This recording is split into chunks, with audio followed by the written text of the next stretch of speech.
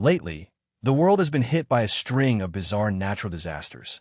Volcanic eruptions, earthquakes, lightning storms, and massive floods. In a city in China, a volcano suddenly erupted with ferocious intensity, causing the temperature across the city to rise to a suffocating level. Realizing the impending danger, tens of thousands of residents immediately packed their belongings and fled to other cities, seeking safety. Inside a moving bus, the air was thick with anxious chatter. Everyone was buzzing with conversation, discussing the strange events of the past few days. One young man couldn't hold back his frustration and cursed. "Son of a bitch. A few days ago, it was an undersea earthquake. Then Mount Fuji erupted, killing hundreds of thousands of people. And now look at us. We're the ones being forced to evacuate." A curvaceous young woman sitting next to him spoke up anxiously after checking her luggage. "This is bad. I left in such a hurry. I barely brought anything with me. I guess I'll have to buy some supplies when we get to Jiangnan City." The man by the window, who had been staring out at the desolate scenery, suddenly turned to her and asked, "Hey, have you seen the news? The entire Ali Omnimart warehouse in Jiangnan City has been completely cleaned out." Hearing this, the woman Euro's eyes went wide in shock. "What? Theta Euro's impossible. The value of all those supplies must have been in the hundreds of billions." The young man sitting across from them chimed in, his voice full of warning. "That's old news. Today, Dongming Lake in Shenzhen completely dried up, and the Liruan Dong Company warehouse was emptied out too." Suddenly, a cold voice cut through the chatter from the back seats, sharply refuting everything they'd said. It wasn't hundreds of billions. It was tens of trillions in supplies that vanished. All these disasters are clear signs. Open your eyes and see the truth. The apocalypse is upon us. The one who had just spoken was our protagonist, Su Chen. Hearing Su Chen's terrifying words, the woman and the two men in front of him couldn't help but burst out laughing, thinking he was just joking around. "You can't be serious. The apocalypse? Give me a break. If the world was really ending, I'd almost be looking forward to it. Now that would be the great equalizer." Hearing that, Su Chen felt a flicker of irritation. The great equalizer? He thought. Even in the apocalypse, there's no such thing as equality, because he was someone who had actually lived through it. Memories of his past life flooded his mind, bringing back horrific scenes that no one in the present could possibly believe were real. "In my past life, I was just an ordinary food delivery driver, until the apocalypse descended. Abnormal solar flares disrupted the Earth's core, causing it to rapidly destabilize. Global temperatures soared.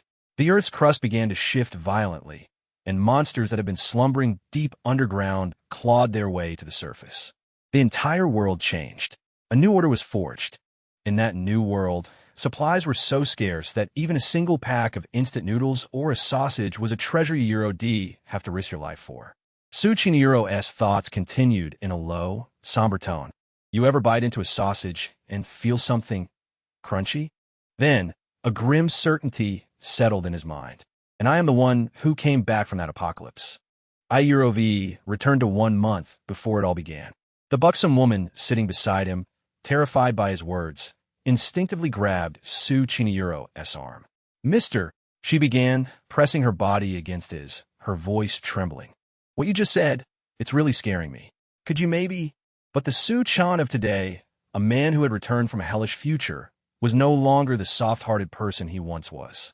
He violently shook her hand off, leaving the woman completely stunned. "Sorry, I've got more important things to do." After getting off the bus at the next stop, Su Chun quickly made his way to his old workplace, Mr. Hippo's warehouse. Standing before the massive warehouse, Su Chun looked up, his eyes filled with determination. He repeated in a low voice, "The apocalypse is coming. So what's the most important thing?" He answered his own question. "Supplies, of course. In my past life, I wasted so much time just looking for supplies, and I still ended up dying a miserable death. But this time, I won't let that happen again." Su Chan stepped into the warehouse where he toiled as a loader every day. Just as he got to the door, the scowling manager was already there, waiting for him. 21 seconds late. That's half a day's pay docked. Su Chan feigned an apologetic smile, scratching his head as he quickly hurried inside. As he walked, Su Chen's eyes scanned the supply-packed space, his mind flooding with memories of his previous life. When the apocalypse hit, the boss was the first one to run. He took a whole year's worth of my salary with him. I'll just consider these supplies my compensation. Su-chun hurried deeper into the warehouse, checking the inventory as he prepared to activate the special ability he'd gained after his rebirth. He stood tall, raising his hand and slowly giving the command. Spatial dimension, open. Instantly, a strange spatial rift opened up in front of him, and a system notification appeared. Detected. Cooking oil. Auto-collecting. Su-chun's spatial system was unbelievably powerful. The moment it was activated, it automatically began to suck in all the surrounding supplies, leaving nothing behind. Su-chun stepped into his personal dimension Iero, a cubic space stretching a staggering 10,000 meters in length, width, and height. He gazed around the space, his eyes shining, his face alight with the thrill of a man who'd just been given a second chance at life. This is my ability, the alternate dimension. All I have to do is open it, and everything around me gets pulled into this space. He whispered, as if introducing the power to himself all over again. With this ability, I can gather all the resources in a city on the brink of destruction. Using this dimension, I once drained 2 entire lakes and emptied out supermarkets, wholesale markets, and warehouses. In the apocalypse, a single pack of instant noodles is a luxury, to say nothing of fresh food. The best part is, time is completely frozen inside this dimension. That means any food I put in here will stay fresh forever. Unable to contain his emotions, Su-chun broke down and cried with joy. Finally, I won't have to eat dirt like I did in my last life. He dusted off his hands and pulled up the system inventory to check the supplies he'd gathered. A list materialized before him. Rice, 258 bags. Cooking oil, 152 bottles. Fresh vegetables, 155 kilograms. Mineral water, 220 bottles. Instant food, 375 cases. Spices, 95 cases. Alcohol, 186 bottles. Looking at the list, Su-chun sighed in relief. This is great. Now I can finally relax a little. Just then, the sound of the metal door being forced open echoed from outside. The manager and 2 other loaders burst in, shouting as they entered. All right, you two, help me move these goods out.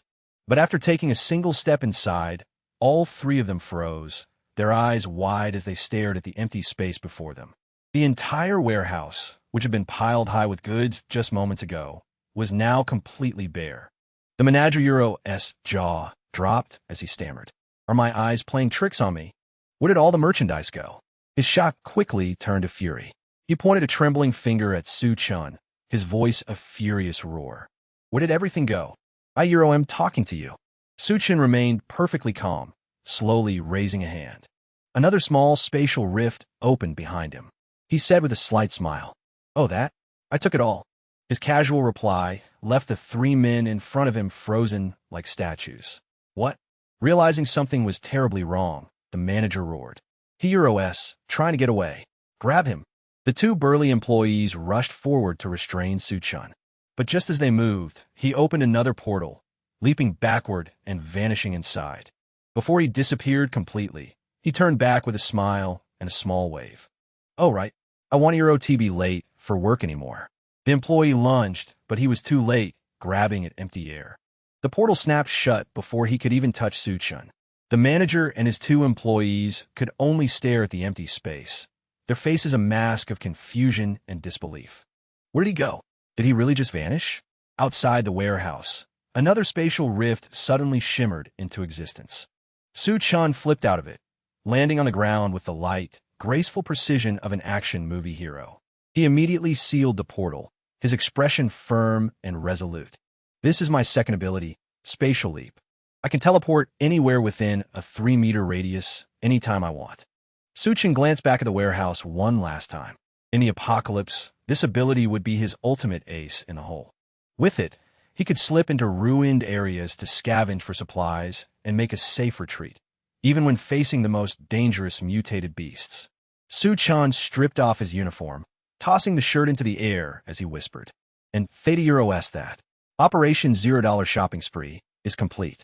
He was about to leave when his phone suddenly buzzed in his pocket. A message from the government. Currently, significant global tectonic activity is underway, which may cause localized natural disasters. However, the overall situation remains under control. The daily lives of our citizens will not be affected. Please do not panic. Suchin scoffed after reading the message. TCH. The government is so afraid of causing a panic. They know the end is coming, but Ri still trying to placate everyone. He was about to turn off his phone and get moving when an incoming call lit up the screen. The caller's name made his expression shift instantly from calm indifference to cold fury. Suchin stared at the name on his phone screen. Jiang Shaoqian. The woman he had once poured his heart out for. The one he had cared for and protected, sharing every last bite of food and watching over her through the apocalyptic nights. Now, the mere sight of her name sent a chill down his spine. After a moment of silence, he took a deep breath and answered the call. Hello. On the other end, Jiang Zhaoqian's voice immediately cut in, whiny and demanding. Suchin, you dare ghost me? And what a Euro-s this about you listing the house with a broker? You a Euro-re so unreliable. Do you really think any girl would want to be with you after you sell your house? As she spoke, she casually applied her lipstick, her tone full of the familiar complaints of a woman chiding a man she took for granted. She continued, her voice dripping with melodramatic resentment. Ida Euro-s not that I care whether your house is big or small, buta Euro I Euro am a girl, you know? How am I supposed to feel secure with you if you won't even give me a house? Hearing this, Su Shun's voice turned ice cold. Is it the only reason you called? Sensing the coldness on the other end of the line, Jiang Xiaoyan's tone instantly turned sour. What's with that attitude? I'm giving you one more chance. Come back and sign the house over to me. Now, if you don't, you can forget about ever marrying me. Without letting her say another word, Su Shun coldly ended the call. He muttered to himself, I'm on my way back to Xanadu. We'll talk when I get there. After hanging up, Su Shun's expression grew stern, then slowly twisted into a mask of fury. He was remembering the past. His past life, a life filled with blood and betrayal. Jiang Xiaotian. In our last life, we survived together for 5 years in the apocalypse. I was the one who scoured for supplies to keep you alive. I was the one who got you into the safe zone. Without me, you would have starved to death out there long ago. Su Shen gripped his phone tightly, his eyes blazing with hatred. The cruel memories resurfaced in his mind once more. Wang Haoyu, Jiang Xiaoyan's accomplice, had mercilessly strangled Su Shen. In that suffocating moment, he could still clearly see the look of utter fear and panic on his own face as he was betrayed. A single question formed in his throat. Why? The moment he stopped breathing, Jiang Xiaotian had sidled up to Wang Haoyu, her eyes full of invitation. Now that Shun is dead, he's useless. It's our turn now. She played the part of a weak, innocent girl, seducing the lust-filled Wang Haoyu. Don't think I don't know what's on your mind. Now that he's gone, it's up to you to prove yourself tonight. Not a hint of fear, not a shred of remorse. Only coldness, deceit, and cruelty. And in the next moment, the girl who once meant the world to him spread her own legs, beckoning Wang Haoyu to take his pleasure as if nothing had happened. In my past life, I was such a damned fool. To think I put all my trust in those two bastards. Su Shan's fists clenched so tight they trembled. Then, he relaxed them and let out a soft sigh. This time, Jiang Xiaotian, Wang Haoyu, you'll both pay. You won't just die. You'll die in agony. The pain I suffered, I'll make you feel it 100 times over. His mind made up, he pulled up his contacts and immediately called Director Liu, the real estate agent handling his property. The moment the other end picked up, Su Shun spoke urgently. Hello, Director Liu? That house. I'll sell it for half price. I just need the cash. Right now. After the call, Su Shun immediately hailed a cab to Director Liu's real estate office. As the car pulled up to the entrance, the first thing he saw was Jiang Xiaotian and Wang Haoyu already waiting for him. The moment she saw him, Jiang Xiaotian smirked, her voice dripping with sarcasm. Do you have any idea how long I've been waiting? Su Shun stepped out of the car, coldly striding right past her. He had walled off every emotion from that past life, his entire being reduced to a single, curt dismissal. Both Jiang Xiaotian and Wang Haoyu were stunned by Su Shun's completely different behavior. Wang Haoyu immediately stepped in front of him, his face menacing. Who the hell gave you permission to sell the house? You dare sell my uncle's house? Let me tell you something. I can make sure you never see the sun again. You got that? Faced with the ferocious expression and threatening words, Su Shun didn't answer. He simply reached out in silence, grabbed Wang Haoyu by the throat, and hoisted him off the ground as if he were a sack of sand. The sudden attack sent Wang Haoyu into a panic. Before he could even react, Su Chun slammed him violently to the ground. He coughed up a mouthful of blood, the whites of his eyes showing as he screamed in agony. Su Chun looked down at him coldly, forcing out each word through gritted teeth. "It's my head. I'll decide how to handle it." Horrified by Su Chin's violence, Jiang Shaoxian immediately rushed over, grabbing his sleeve and wailing desperately. "Let him go. What are you doing? Somebody, help. He's killing him." But unlike the frail, helpless act she usually used to win people over, this time, Su Chun showed no mercy. He sent a thunderous slap across her face, knocking her to the ground, so stunned she couldn't comprehend what was happening. She brought a hand to her cheek, her eyes filled with disbelief as she stared at Su Chun. Meanwhile, Wang Haoyu, who had been choked by Su Chun for so long, was now teetering on the edge of life and death. He struggled to breathe, whispering hoarsely, Let go." Su Chun looked at him with an expression of pure contempt. "Don't worry. I'm not letting you die that easily." The moment Su Chun released his grip, Wang Haoyu felt like he'd been pulled back from the jaws of death. He coughed violently, scrambling backward in terror, his eyes wide with fear as he stared at Su Chun as if he were looking at the devil himself. Ignoring the two treacherous figures writhing on the ground, Su Chun walked straight into the real estate office to continue with his plan. Behind him, Jiang Shaoxian rushed to help Wang Haoyu up, her voice laced with anxiety. Xiaoyu, are you okay? They're already sleeping together, and she still has the nerve to act concerned? What a cheap tramp. She still didn't seem to understand what was going on. She turned back to watch Su Chun walk away and screamed, "You stop right there. I'm giving you one last chance. Get on your knees and apologize right now. If you don't, you can forget about ever marrying me in this lifetime." Su Chun didn't say another word. He just turned around slowly, his sharp gaze sweeping over the two deceitful schemers. Wang Haoyu and Jiang Shaoxian felt the chilling aura still radiating from Su Chun and shuddered involuntarily. Instantly, the two cowards panicked and scrambled to their feet, running for their lives. As he ran, Wang Haoyu yelled back, his voice thick with rage, "You just wait, I'll get you for this." Su Chun watched their pathetic figures retreat and muttered, "Useless trash." A little later, inside the real estate office, Director Liu warmly poured a cup of tea for Su Chun, though his mind was filled with cunning schemes. With a fake smile, he began, "Mr. Su, I'd like to buy your house from you. What do you think?" This Director Liu appeared respectful and courteous on the surface, but a treacherous plot was brewing within. He was calculating to himself, "The house is worth over $1 million. If I can't buy it from this idiot for $700,000, I can flip it and make a few $100,000 in profit in no time." Su Chun took a sip of tea and replied with a smile, "That's fine, but I need to be paid in full. Can you transfer the money today?" Su Chun's words were like music to Director Liu's ears. He eagerly confirmed, Of course.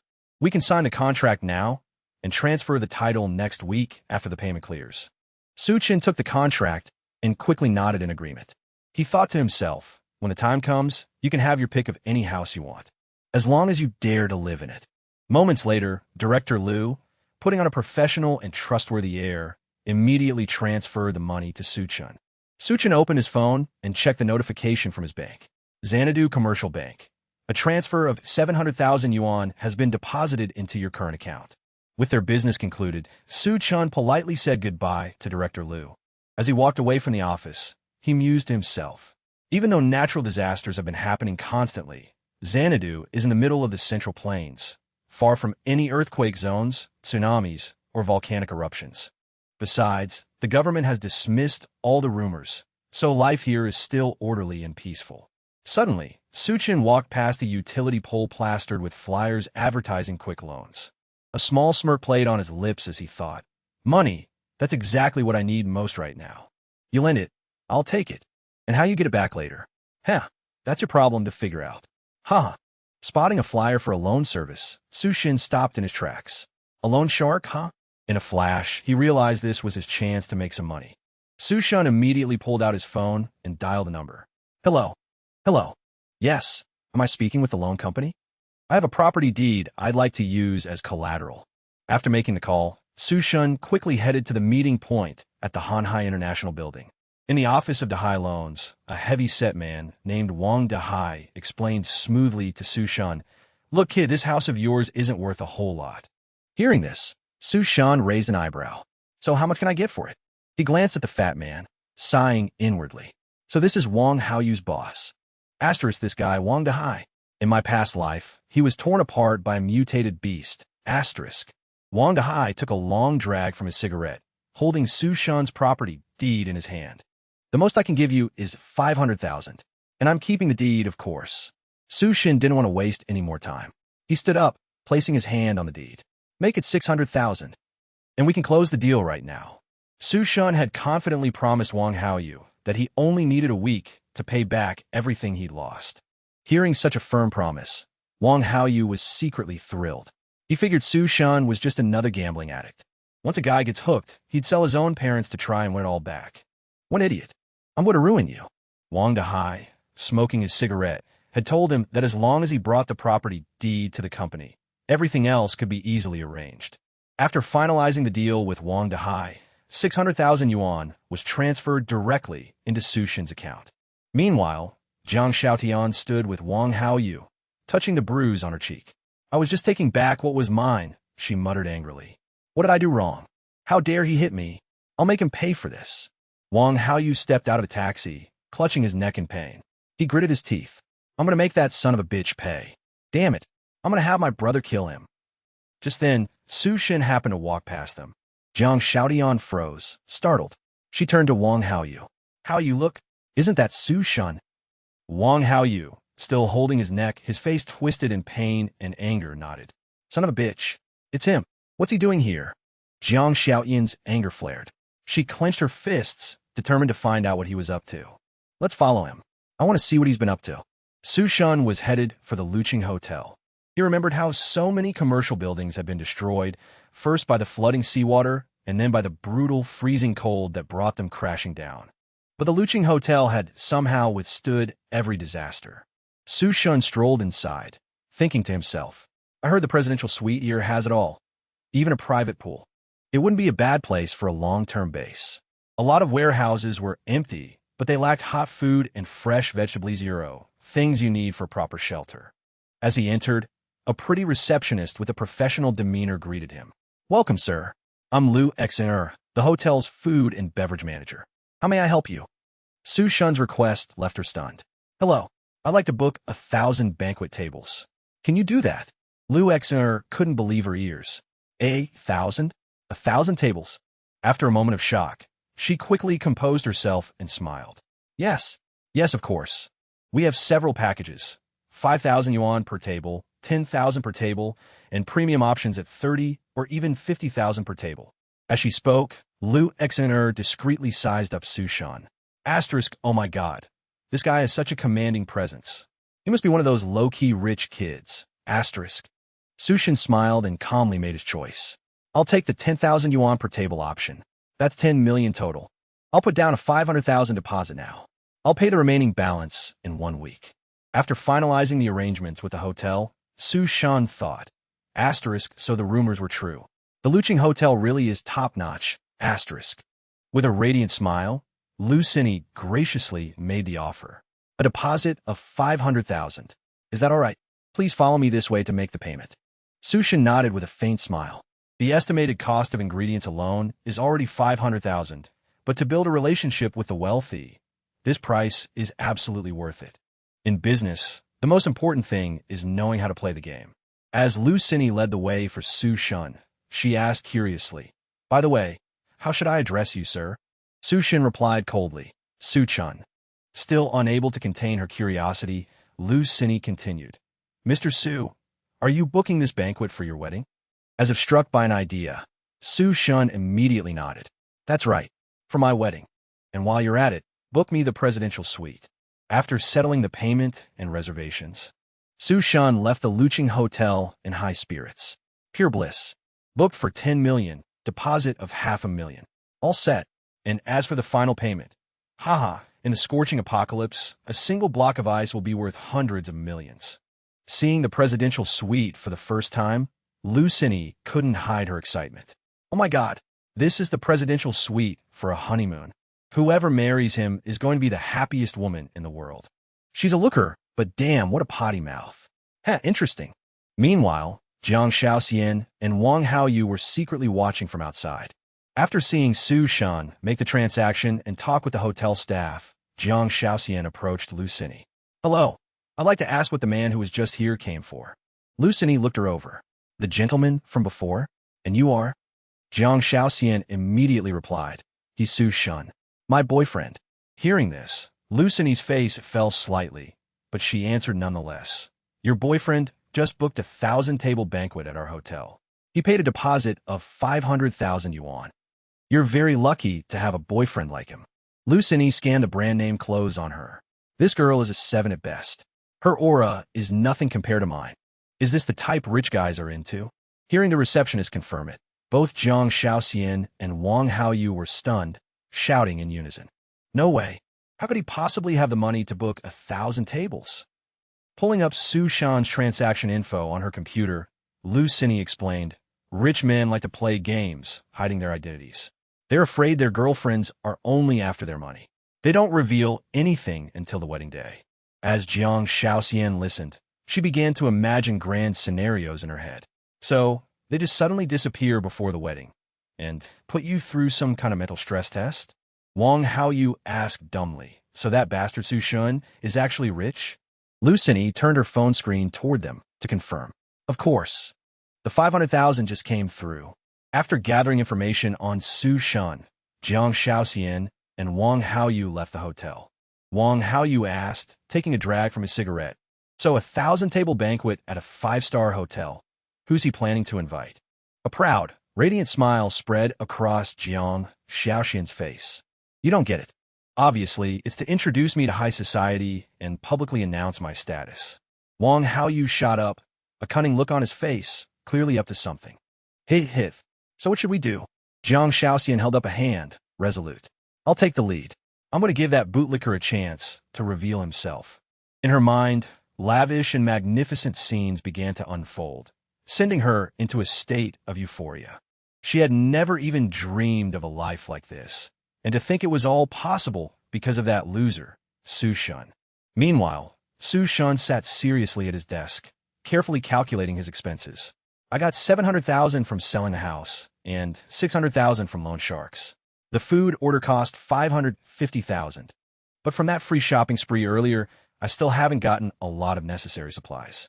Even though it's just a deposit, the remaining 800,000 isn't going to be nearly enough. Of the 36 stratagems, retreat is the best option." Suddenly, an idea struck Su Shan, his eyes lighting up as if he'd seen the future. He grinned sinisterly. Hith. At a time like this, it would be a damn shame not to take out some online loans." Su Shan quickly downloaded over 80 online loan apps at once. Each app offered a loan between 30,000 and 300,000 yuan. He started posing for selfies, carefully following the instructions on each app to complete the applications. After grinding away on the loan platforms for a while, Su Shan tossed his phone aside and let out a sigh of relief. A bank notification chimed. "Your checking account has received a total of 9,777,000 yuan today." Su Shan sank back, letting his body go limp and savoring the feeling of relief. "Finally, I got the 9.7 million in online loans." But in the next instant, he shot back up, his eyes filled with determination. "There's no more time to waste. I still have so much to buy." With his newfound funds, Su Shan started browsing e-commerce sites, from Shopee to Lazada and even Tiki, ordering all the necessary supplies. As he worked, he calculated everything carefully. In-wall heaters, ice makers, ice cubes, anthracite coalero, these things aren't easy to find in the city. Asterisk, good thing I can buy them online. And the shipping is fast. Asterisk. Su Shan recalled the two harsh extremes the world would face after the apocalypse. First, extreme heat, then extreme cold. Surviving that period depends entirely on having enough of these supplies prepared. Finding the number for a coal supplier, Su Shan immediately called. "Hello. What's the current price for anthracite coal?" 2,500 ton. "I'll take 2,000 tons. Price isn't an issue. I'll transfer 500,000 now as a down payment. I'll pay the rest on delivery." Next, Su Shan contacted an ice factory. "Hello, is this the ice factory? I'd like to place an order for ice cubes. I'll come over to discuss it in person." Just as he stepped out the door, Su Shan unexpectedly ran into Jiang Shaoxian and Li Na. After hearing Jiang Xiaoqian's side of the story, Li Na's opinion of Su Shun had secretly begun to change. Seeing him walk past, Li Na called out in a syrupy, sweet voice, "Well, well, if it isn't Su Shun. Long time no see. You know, Xiaoqian has been thinking about you constantly these past few days." Su Shun glanced at Li Na. "Linero, the best friend, who always talks trash about me behind my back. And Jiang Zio Kaniro, she's the one who stole my house." Hearing Li Na's words, Su Shun replied coldly, "Thinking about me? About what? My house." Seeing Su Shun's unusually cold attitude, Li Na grew flustered and stammered, "Hey, come on, Su Shun. Xiaoqian was just testing you back then. Why are you overreacting like this? Don't you have any idea how heartbroken she is?" Jiang Xiaoqian put on a gentle act, blushing as she stepped closer. She tugged on Su Shun's arm. "Su Shinayuro, can you come with me for a bit? I'm not in a very good mood. I made you angry yesterday, Euro. Please don't be mad at me, okay?" But Su Shun, knowing her true nature from the apocalypse, coldly walked away. "I'm busy today. Go for a walk by yourself." Jiang Xiaoqian and Li Na were left dumbfounded, completely baffled by his behavior. In unison, they remarked, "What's with him? He's really putting on an act." Li Na watched Su Shun's retreating figure. "He's driving away." She nudged Jiang Xiaoqian. "Hurry, go after him. This has to be his way of testing you." A short while later, at the Manhwa Ice Factory, Boss Wu was already waiting by the gate.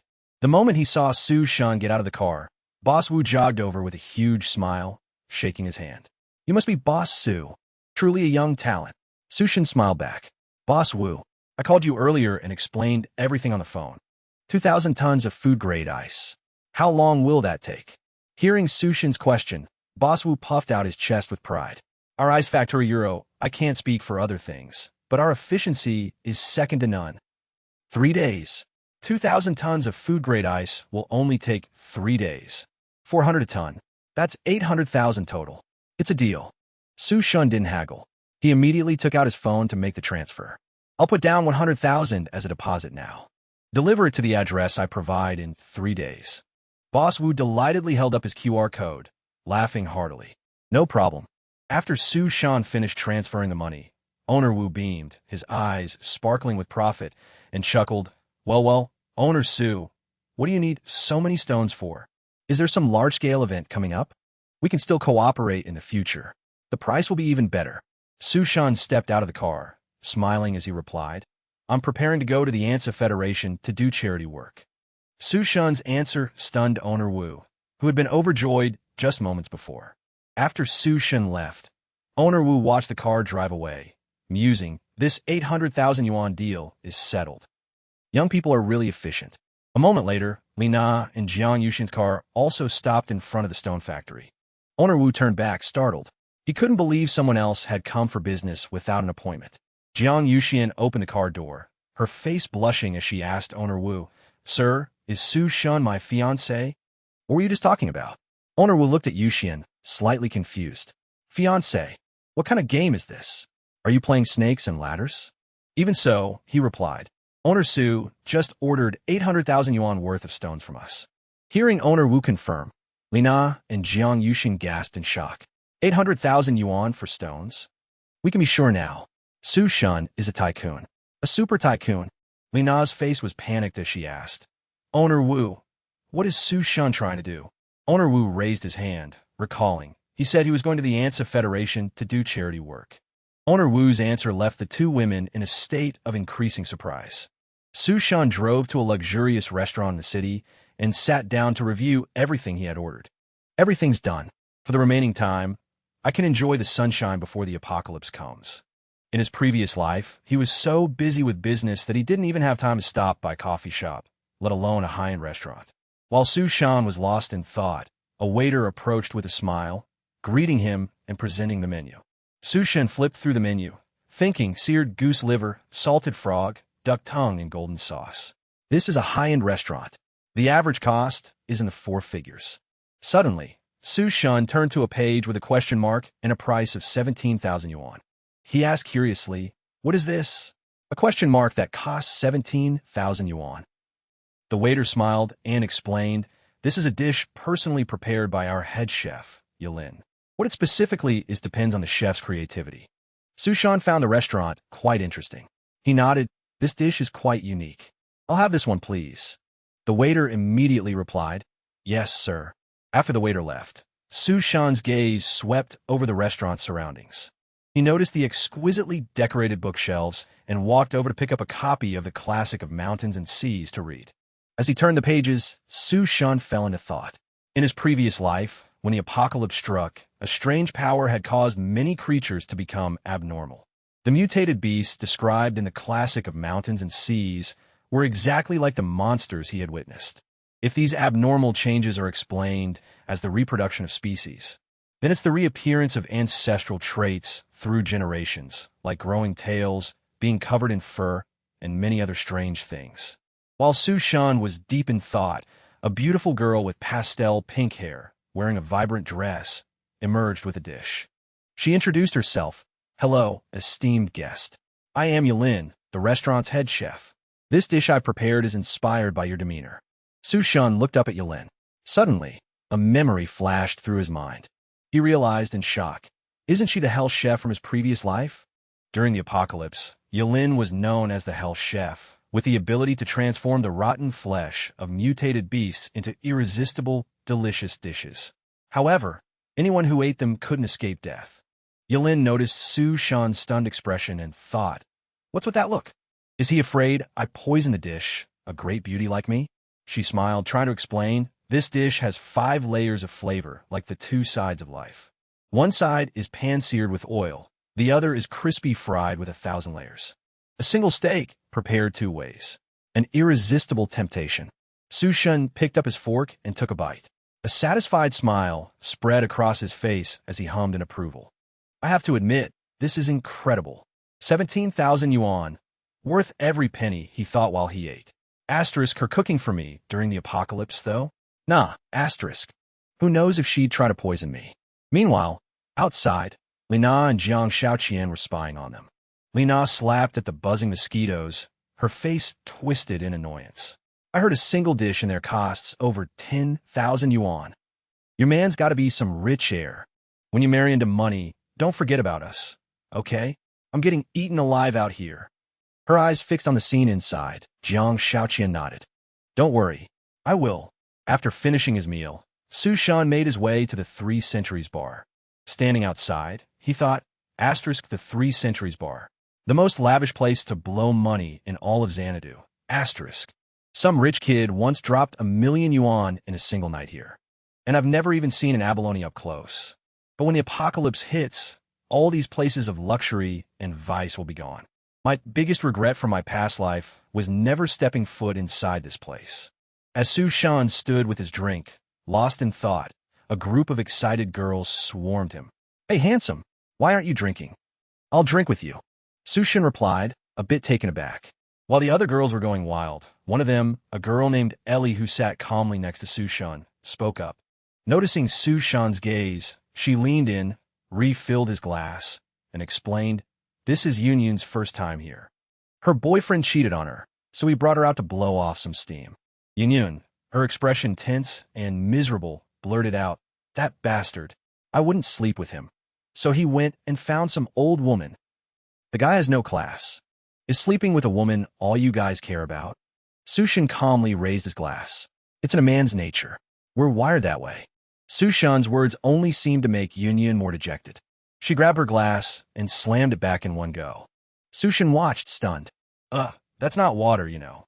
After downing the strong drink, Yunyun slammed her glass on the table and shouted, Hey, handsome, are you single?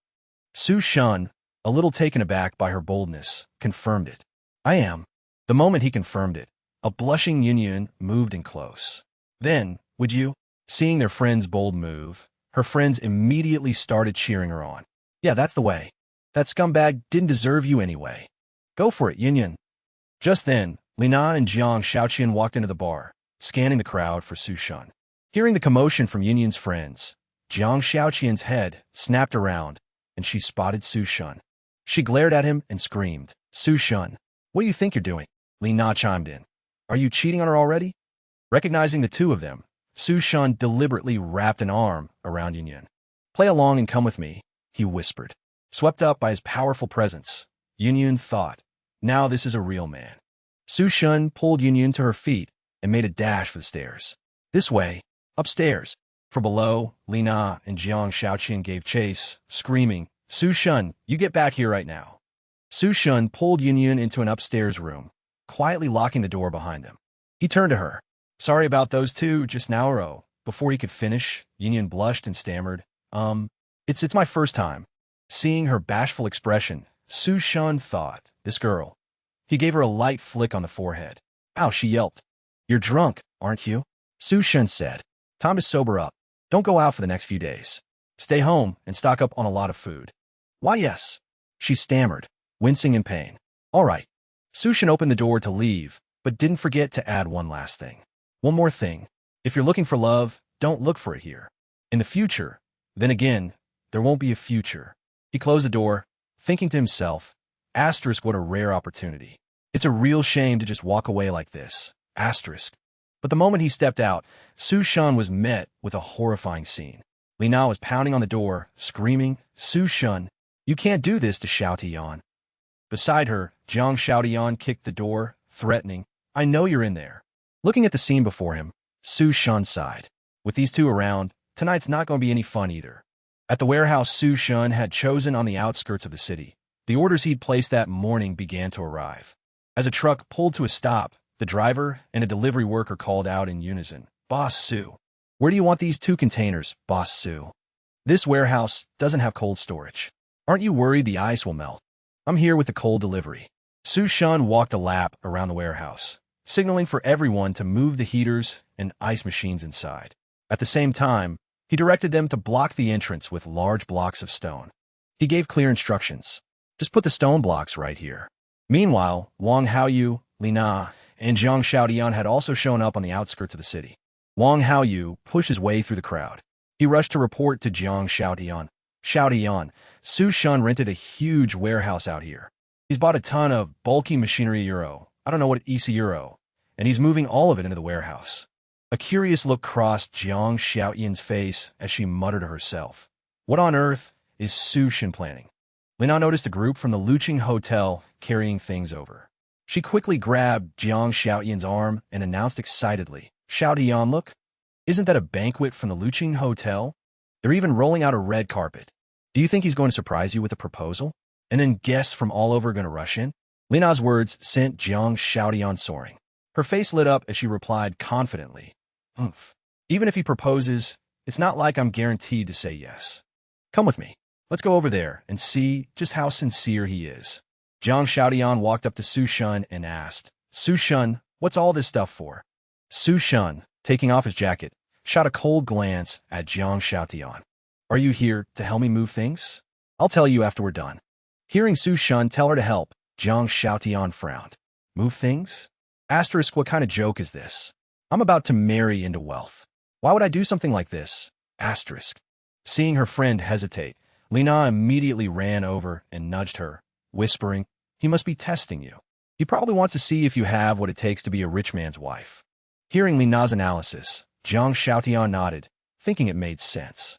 Though her face was still scrunched in a frown, she immediately rolled up her sleeves and ran over to grab some boxes. Fine. It's not like I'm some prissy little princess. Despite her delicate posture and flashy clothes, Jiang Shaotian used all her strength to hoist a box onto her shoulder. Her face contorted as she panted for breath, but she kept psyching herself up. To marry into a great fortune, one must possess a noble character and profound wisdom. If I can just pass today's test, Su Shun will definitely marry me. Not to be outdone, Li Na struck a seductive pose, deliberately trying to get Su Shun's attention. Su Shun, honey, I'll help too. As she posed alluringly, Li Na thought to herself, what rich heir isn't a total leck? If I just show a little sincerity, even if I don't get to marry into wealth, I can at least get something out of it. Su Shun watched the two women willingly offer themselves up and smirked to himself. Asterisk free labor. It'd be a waste not to use it. Asterisk. 1,000 banquet tables. 2,000 tons of stone. Even with extra hands from the hotel and the factory, it would have taken a very long time to finish. By the time all the goods had been transported and delivered to the warehouse, dusk had already fallen.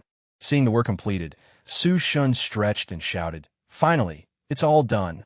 At the warehouse entrance, Jiang Xiaotian stood, drenched in sweat from head to toe after a long day of hard labor. She was shivering, her face scrunched in a pout as she grumbled at Su Shun. Su Shun, you're really too much. You made us move things from morning till night, and you didn't even treat us to a single meal. When I'm finally his rich wife, I'm definitely taking all his money. Next to her, Lin was a wreck, trembling and gasping for breath as she cursed. That bastard, making us haul all this heavy stuff. That block of ice had to be over 100 pounds.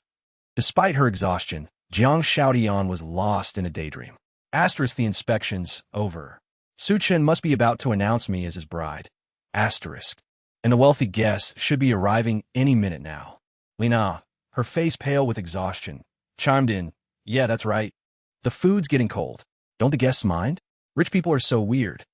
Meanwhile, Su Chun generously handed each of the drivers and delivery workers a thick red envelope. You all work hard today, he announced. I'll pay the remaining balance according to the contract within a week. After receiving the red envelopes, the delivery drivers' faces lit up, their eyes sparkling with surprise. One man, holding the thick envelope, shouted, "Damn, this thing is fat. There's got to be 10,000 yuan in here." The whole group cheered in unison, their faces beaming. The boss is the best. Meanwhile, Jiang Xiaotian, trembling with exhaustion, dragged herself over to Su Chun. Su Chun, she asked, is there something important you wanted to tell me?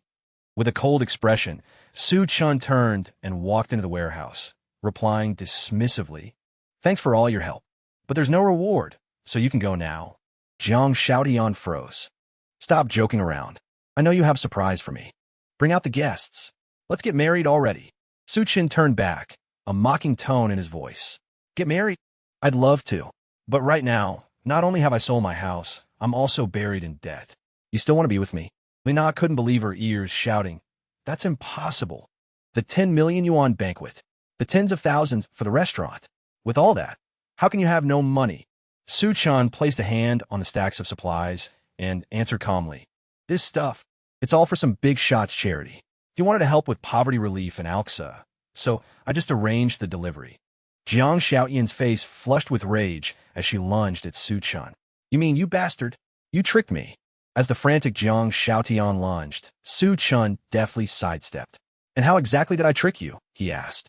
Missing her target, Jiang Xiaotian tumbled to the ground. Fuming, she screamed, you bastard. You're not a rich heir at all. I wouldn't want to marry you anyway. Su Chen looked down at her with utter contempt. And who would want a gold digger like you? Su Chen's words struck a nerve, sending Jiang Xiaotian into a blind rage. She glared at him with pure hatred. Furious, Jiang Xiaotian and Lina stormed out of the warehouse. Jiang Xiaotian screamed, you bastard! Just you wait. I'll make you regret this.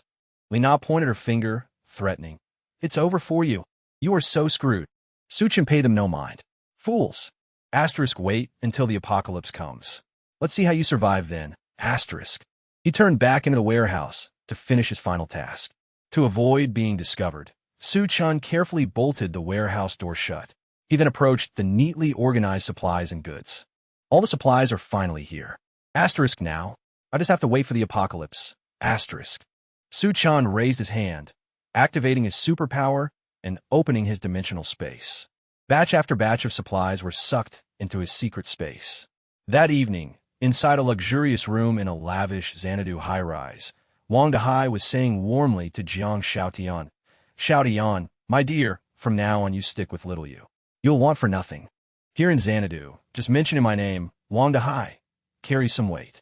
Wang Haoyu wrapped his arm tightly around Jiang Xiaotian, whispering, Sister Tian, after the way Su Chan treated you, you should have dumped him ages ago. You should have been with me all along. Xiao Qian replied with a coy smile. Well then, I can't wait to see what you've got. Wang Haoyu said confidently, don't you worry, Miss Qian. My big bro will get him back for you. A calculating glint appeared in Xiao Qian's eyes. Wang Haoyu isn't so bad, and his older brother is pretty wealthy here in Xanadu. Being with him is way better than that good-for-nothing dog, Su Chun. Just as she was lost in her scheming, a voice drifted over from the table behind her. Wow, this woman isn't picky at all, is she? Startled, Xiao Qian whipped around, her eyes widening in shock when she saw Su Chun. What's he doing here? Wang Haoyu flew into a rage, veins popping on his forehead. He pointed at Su Chun and roared, "Big bro, that's the son of a bitch. He's the one who laid a hand on me." Wang Dahai's face twisted into a snarl as he stared down Su Chun. "You little bastard. I was just about to go looking for you. You got some serious balls daring to touch my little brother." Standing behind him, Wang Haoyu asked, "Big bro, you know this guy?" Wang Dahai answered, "This punk borrowed 600,000 from me. Put his house up as collateral, and the deadline to pay it back is tomorrow." A look of understanding dawned on Wang Haoyu's face. He let out a nasty chuckle. "Haha, so that's how it is. Looks like we can settle all our scores at once, old and new." Xiao Qian crossed her arms, looking at Su Chun with pure disdain. He actually dared to owe Brother Hai money. He'll never be able to pay that back in his lifetime. Good thing I already broke things off with him. Li Na chimed in. He'll borrow from anyone. The guy's got a death wish. Su Chun finished his meal, calmly wiped his mouth, and then spoke. "Can't you even let a guy finish his dinner in peace?" Wang Dahai stepped closer, his voice a low threat. "You'd better have my money by tomorrow. And you're still sitting here drinking in a fancy hotel? Are you trying to mock me? Don't tell me you think you're going to earn 600,000 overnight." Wang Haoyu and his goons grew rowdy. Like hell he could. "Big bro, stop wasting your breath on him. This loser dared to lay hands on me. Just kill him." Seeing how tense things were getting, Lu Xner quickly stepped forward to mediate. Gentlemen, what are you trying to do? Can't we just talk about this calmly?" Wang Dahai pointed to his brother and sneered. "Talk. All right. You tell this punk to get on his knees, kowtow to me and my brother, and beg for forgiveness. Do that, and we'll call it even." With a worried expression, Lu Xner turned to Su Chun. "Mr. Su, what is all this about?" Su Chun reassured her, "It's nothing. Just a few punks." Su Chen's words sent Wang Dahai into a blind rage. He slammed his hand on the table and roared, "You little shit. That's it. I'm done going easy on you. You're dead meat today. Not even Miss Lu can save you now." Suddenly, a man strode in from behind them, his voice booming. "What the hell do you all think you're doing?" The man's face was a mask of fury as he and his grim-faced crew advanced. He glared at Wang Dahai. "Who gave you the right to cause trouble here?" Startled, Wang Dahai spun around, the color draining from his face. Su Chen looked up and recognized the newcomer. It was Gao Chong. The moment he saw Gao Chong, Wang Dahai's whole attitude changed, and he broke into a fawning smile. "Hey, Brother Chong, what brings you here today?" Gao Chong didn't even deign to look at Wang Dahai, his voice dropping to an icy threat. "I'm here for important business today. If anyone dares to cause a scene, I won't be forgiving." Wang Dahai's expression turned utterly meek. "Asterisk this guy, Gao Chong. He's a big-shot businessman in Xanadu. He's got connections everywhere and a huge crew under him. I can't afford to get on his bad side. Asterisk." Instantly, Wang Dahai scrambled to smooth things over. "Yes, Boss Chong. You go on ahead. I'll come by later to join you for a drink." Su Shun recalled his past life. After the apocalypse began, Gao Chong became an incredibly powerful figure in Xanadu City. He even had someone under him known as the Hell Chef. That's right. I remember hearing that the Luching Hotel was the first place where mutations appeared after the apocalypse hit. It looks like Gao Chong's rise as the Skull Crusher was all thanks to the atavistic mutation that started right here. In that case, I'm sorry, but you'll have to forgive me. Gao Chong turned back, noticing Su Shun's eyes on him. This opportunity is mine now. Gao Chong stared at Su Shun, intrigued by his imposing aura and utterly fearless expression. Interesting kid. A moment later, Gao Chong and Duanya walked into a luxurious private room. To seal the deal, Gao Chong pushed Duanya forward to the powerful president sitting inside. "President's son, I brought Miss Duanya for you." With an icy expression, Duanya addressed the man. "What is it you wanted to see me about, President's son?" The man known as President's son picked up a freshly poured glass of wine and spoke with a smug, leering voice. I've heard so much about the beautiful Miss Duan, and today, I finally have the pleasure of meeting you in the flesh." A lecherous smile spread across President Sun's face as he held the glass out to Duanya. "Come now, have a drink with me." Duanya grew wary at the sight of the drink being offered to her. This wine, it has to be drugged. Her anxiety mounting, she tried to think of a polite way to refuse. Meanwhile, in his room, Su Shun swirled a glass of red wine, slowly savoring it as he gazed out at the city. In my last life, Jiang Xiaotian and I hid in the basement right below this place to survive the apocalypse and the scorching heat. I never expected that after I left her behind this time, she'd find her own way here. Su Shan's gaze shifted down toward the pool where Wang Haoyu and his friends were gathered. His voice turned cold. Perfect. I can settle all our scores, new and old, at the same time. At that moment, the Wang brothers were splashing around in the pool. Wang Dahai, with his hefty build, was really feeling the sweltering night air. Wiping away sweat, he grimaced and turned to his younger brother. Little bro, is it just me? Or is it even hotter tonight than it was this morning? Wang Haoyu, floating in a duck-shaped tube, nodded in agreement. Totally. That's why I said we should hit the pool to cool off. Plus, it's a great excuse for the ladies to change into their swimsuits. He shot a sly grin at his older brother and whispered, Hee hee, just thinking about it gets you excited, right, big bro? Wang Dahai's face broke into a wide grin. He let out a goofy laugh and threw an arm around his brother. Ha! You little devil, you really know how to make the most of a situation. Nearby, Li Na and Jiang Xiaotian emerged, having changed into revealing swimsuits that showed off their stunning figures. Li Na shielded her eyes from the bright light overhead, looking slightly uncomfortable. Xiaotian, look! Why does the moon look as bright as the sun tonight? Beaded with sweat, Xiaotian nodded in agreement. Yeah, it's way too bright. Just as the two of them reached the poolside, Wang Haoyu rushed over, grabbed Xiaotian's hand, and declared dramatically, Xiaotian, do you see it? My love for you shines as brightly as the moon tonight. It's a testament to our love. Jiang Xiaotian flinched at Wang Haoyu's overly affectionate display. Visibly uncomfortable, she tried to push him away. I'm boiling. Hurry up and take me to the pool. Up above, Su Chan took a sip of his wine, a scornful smile on his face. Haha, your little love story is about to go up in smoke. He raised his glass, lightly tapping it against the window in front of him as if making a toast. Welcome to the apocalypse. Again, outside, the moon suddenly seemed to draw closer to the earth. The temperature skyrocketed, the heat growing more intense by the second. Down by the pool, Wang Dahai and his group stood stunned, with no idea what was happening. When the heat became unbearable, they all scrambled to get inside, their mouths wide in terror-filled screams. Ack, why is the moonlight so scorching hot all of a sudden? It hurts. It hurts so much. My skin. I'm burning. Wang Haoyu frantically pulled Jiang Xiaotian inside, shouting as they ran. Forget about swimming. Hurry back to the hotel. Meanwhile, the portly Wang Dahai struggled to keep up, panting and yelling. Wait for me. Inside, his lackeys were gathered around, playing cards. One of them glanced outside, surprised. Whoa, why'd it get so bright out there all of a sudden? You think Boss Hai and the others are okay? Another goon just scoffed and waved his hand dismissively. He's just hitting on some girls. It's how the boss has his fun. You wouldn't get it. Just then, the door burst open.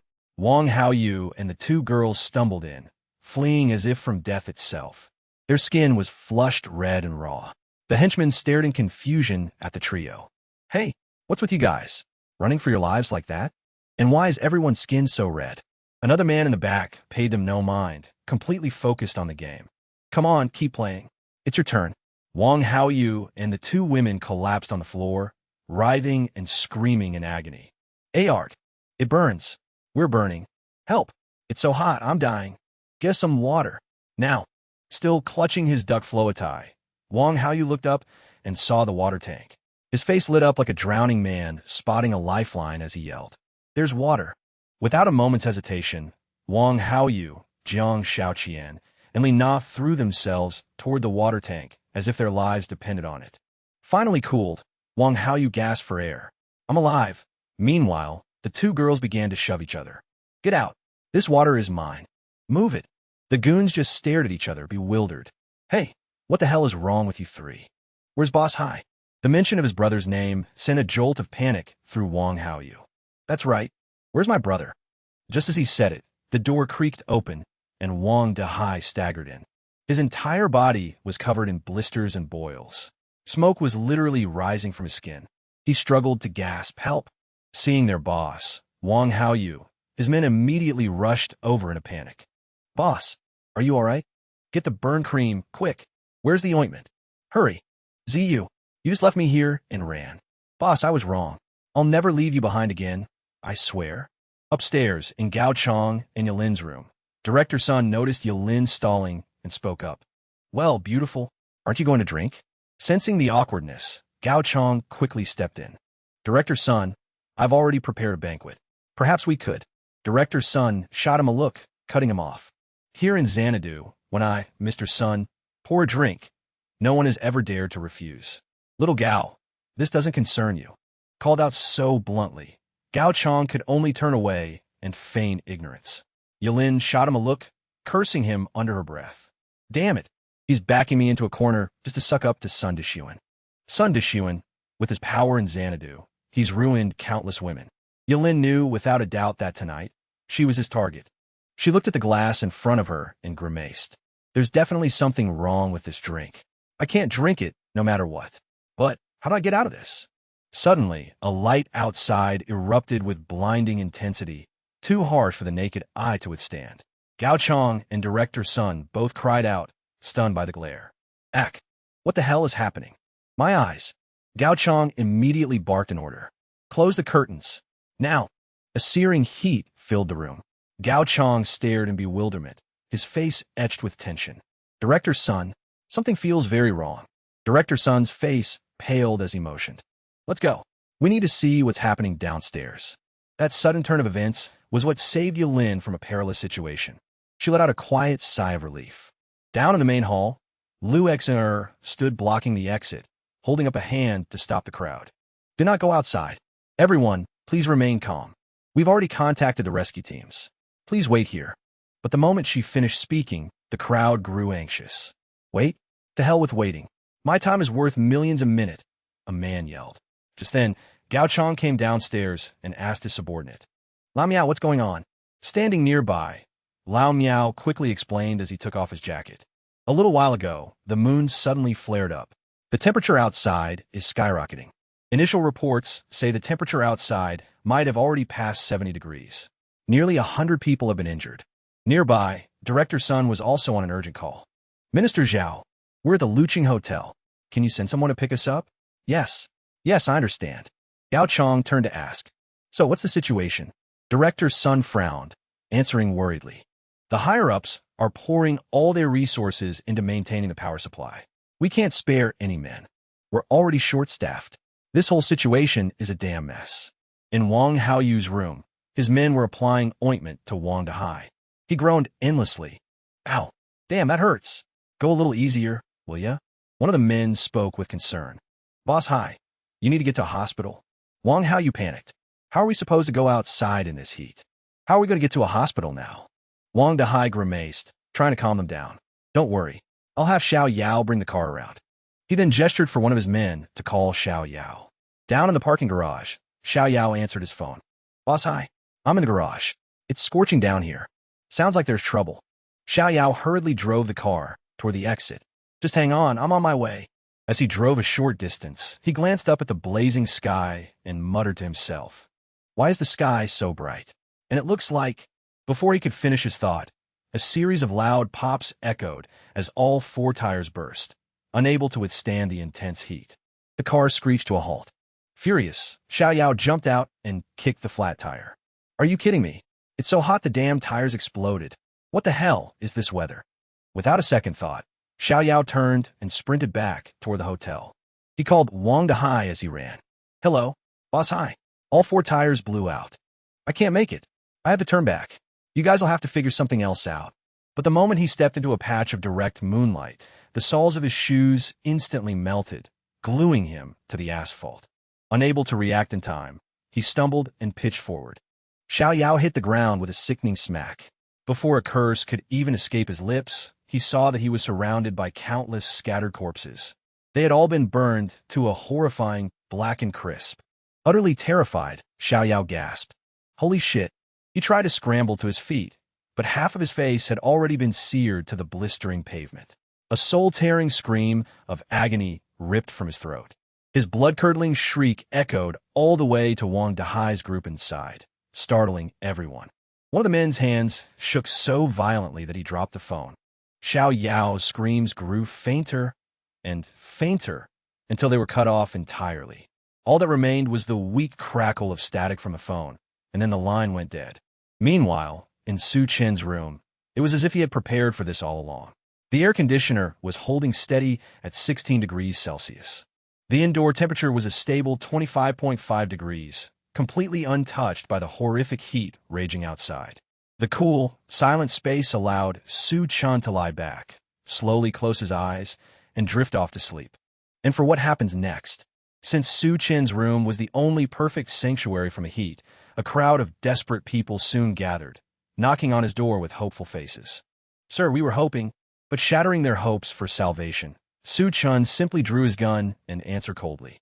"They don't want to, and I guess none of you do either." The government immediately issued an emergency broadcast regarding an anomalous event. The moon has begun emitting a massive amount of heat. This has caused outdoor temperatures to soar to 75 degrees Celsius, with ground temperatures in some areas reaching as high as 100 degrees. This phenomenon has already resulted in hundreds of casualties. Authorities are advising everyone to remain indoors and avoid going outside at all costs. Please stay inside to avoid the risk of skin and respiratory burns. Meanwhile, at the city power center, the ambient temperature has exceeded safety thresholds, causing several ultra-high-voltage substations to overheat. The wiring system, unable to handle the massive electrical load, short-circuited. Immediately after, an ultra-high-voltage substation exploded, triggering a chain reaction that plunged large areas of the city into a severe blackout. Suddenly, Wang Dahai's phone buzzed. It was an automated message from his call to Xiao Yao. "The number you have dialed is currently unavailable." Wang Dahai stared at the screen, his face twisting in a worried frown as he muttered uneasily. "Looks like Xiao Yao's gone." His right-hand man, having just checked the situation outside, rushed back to report.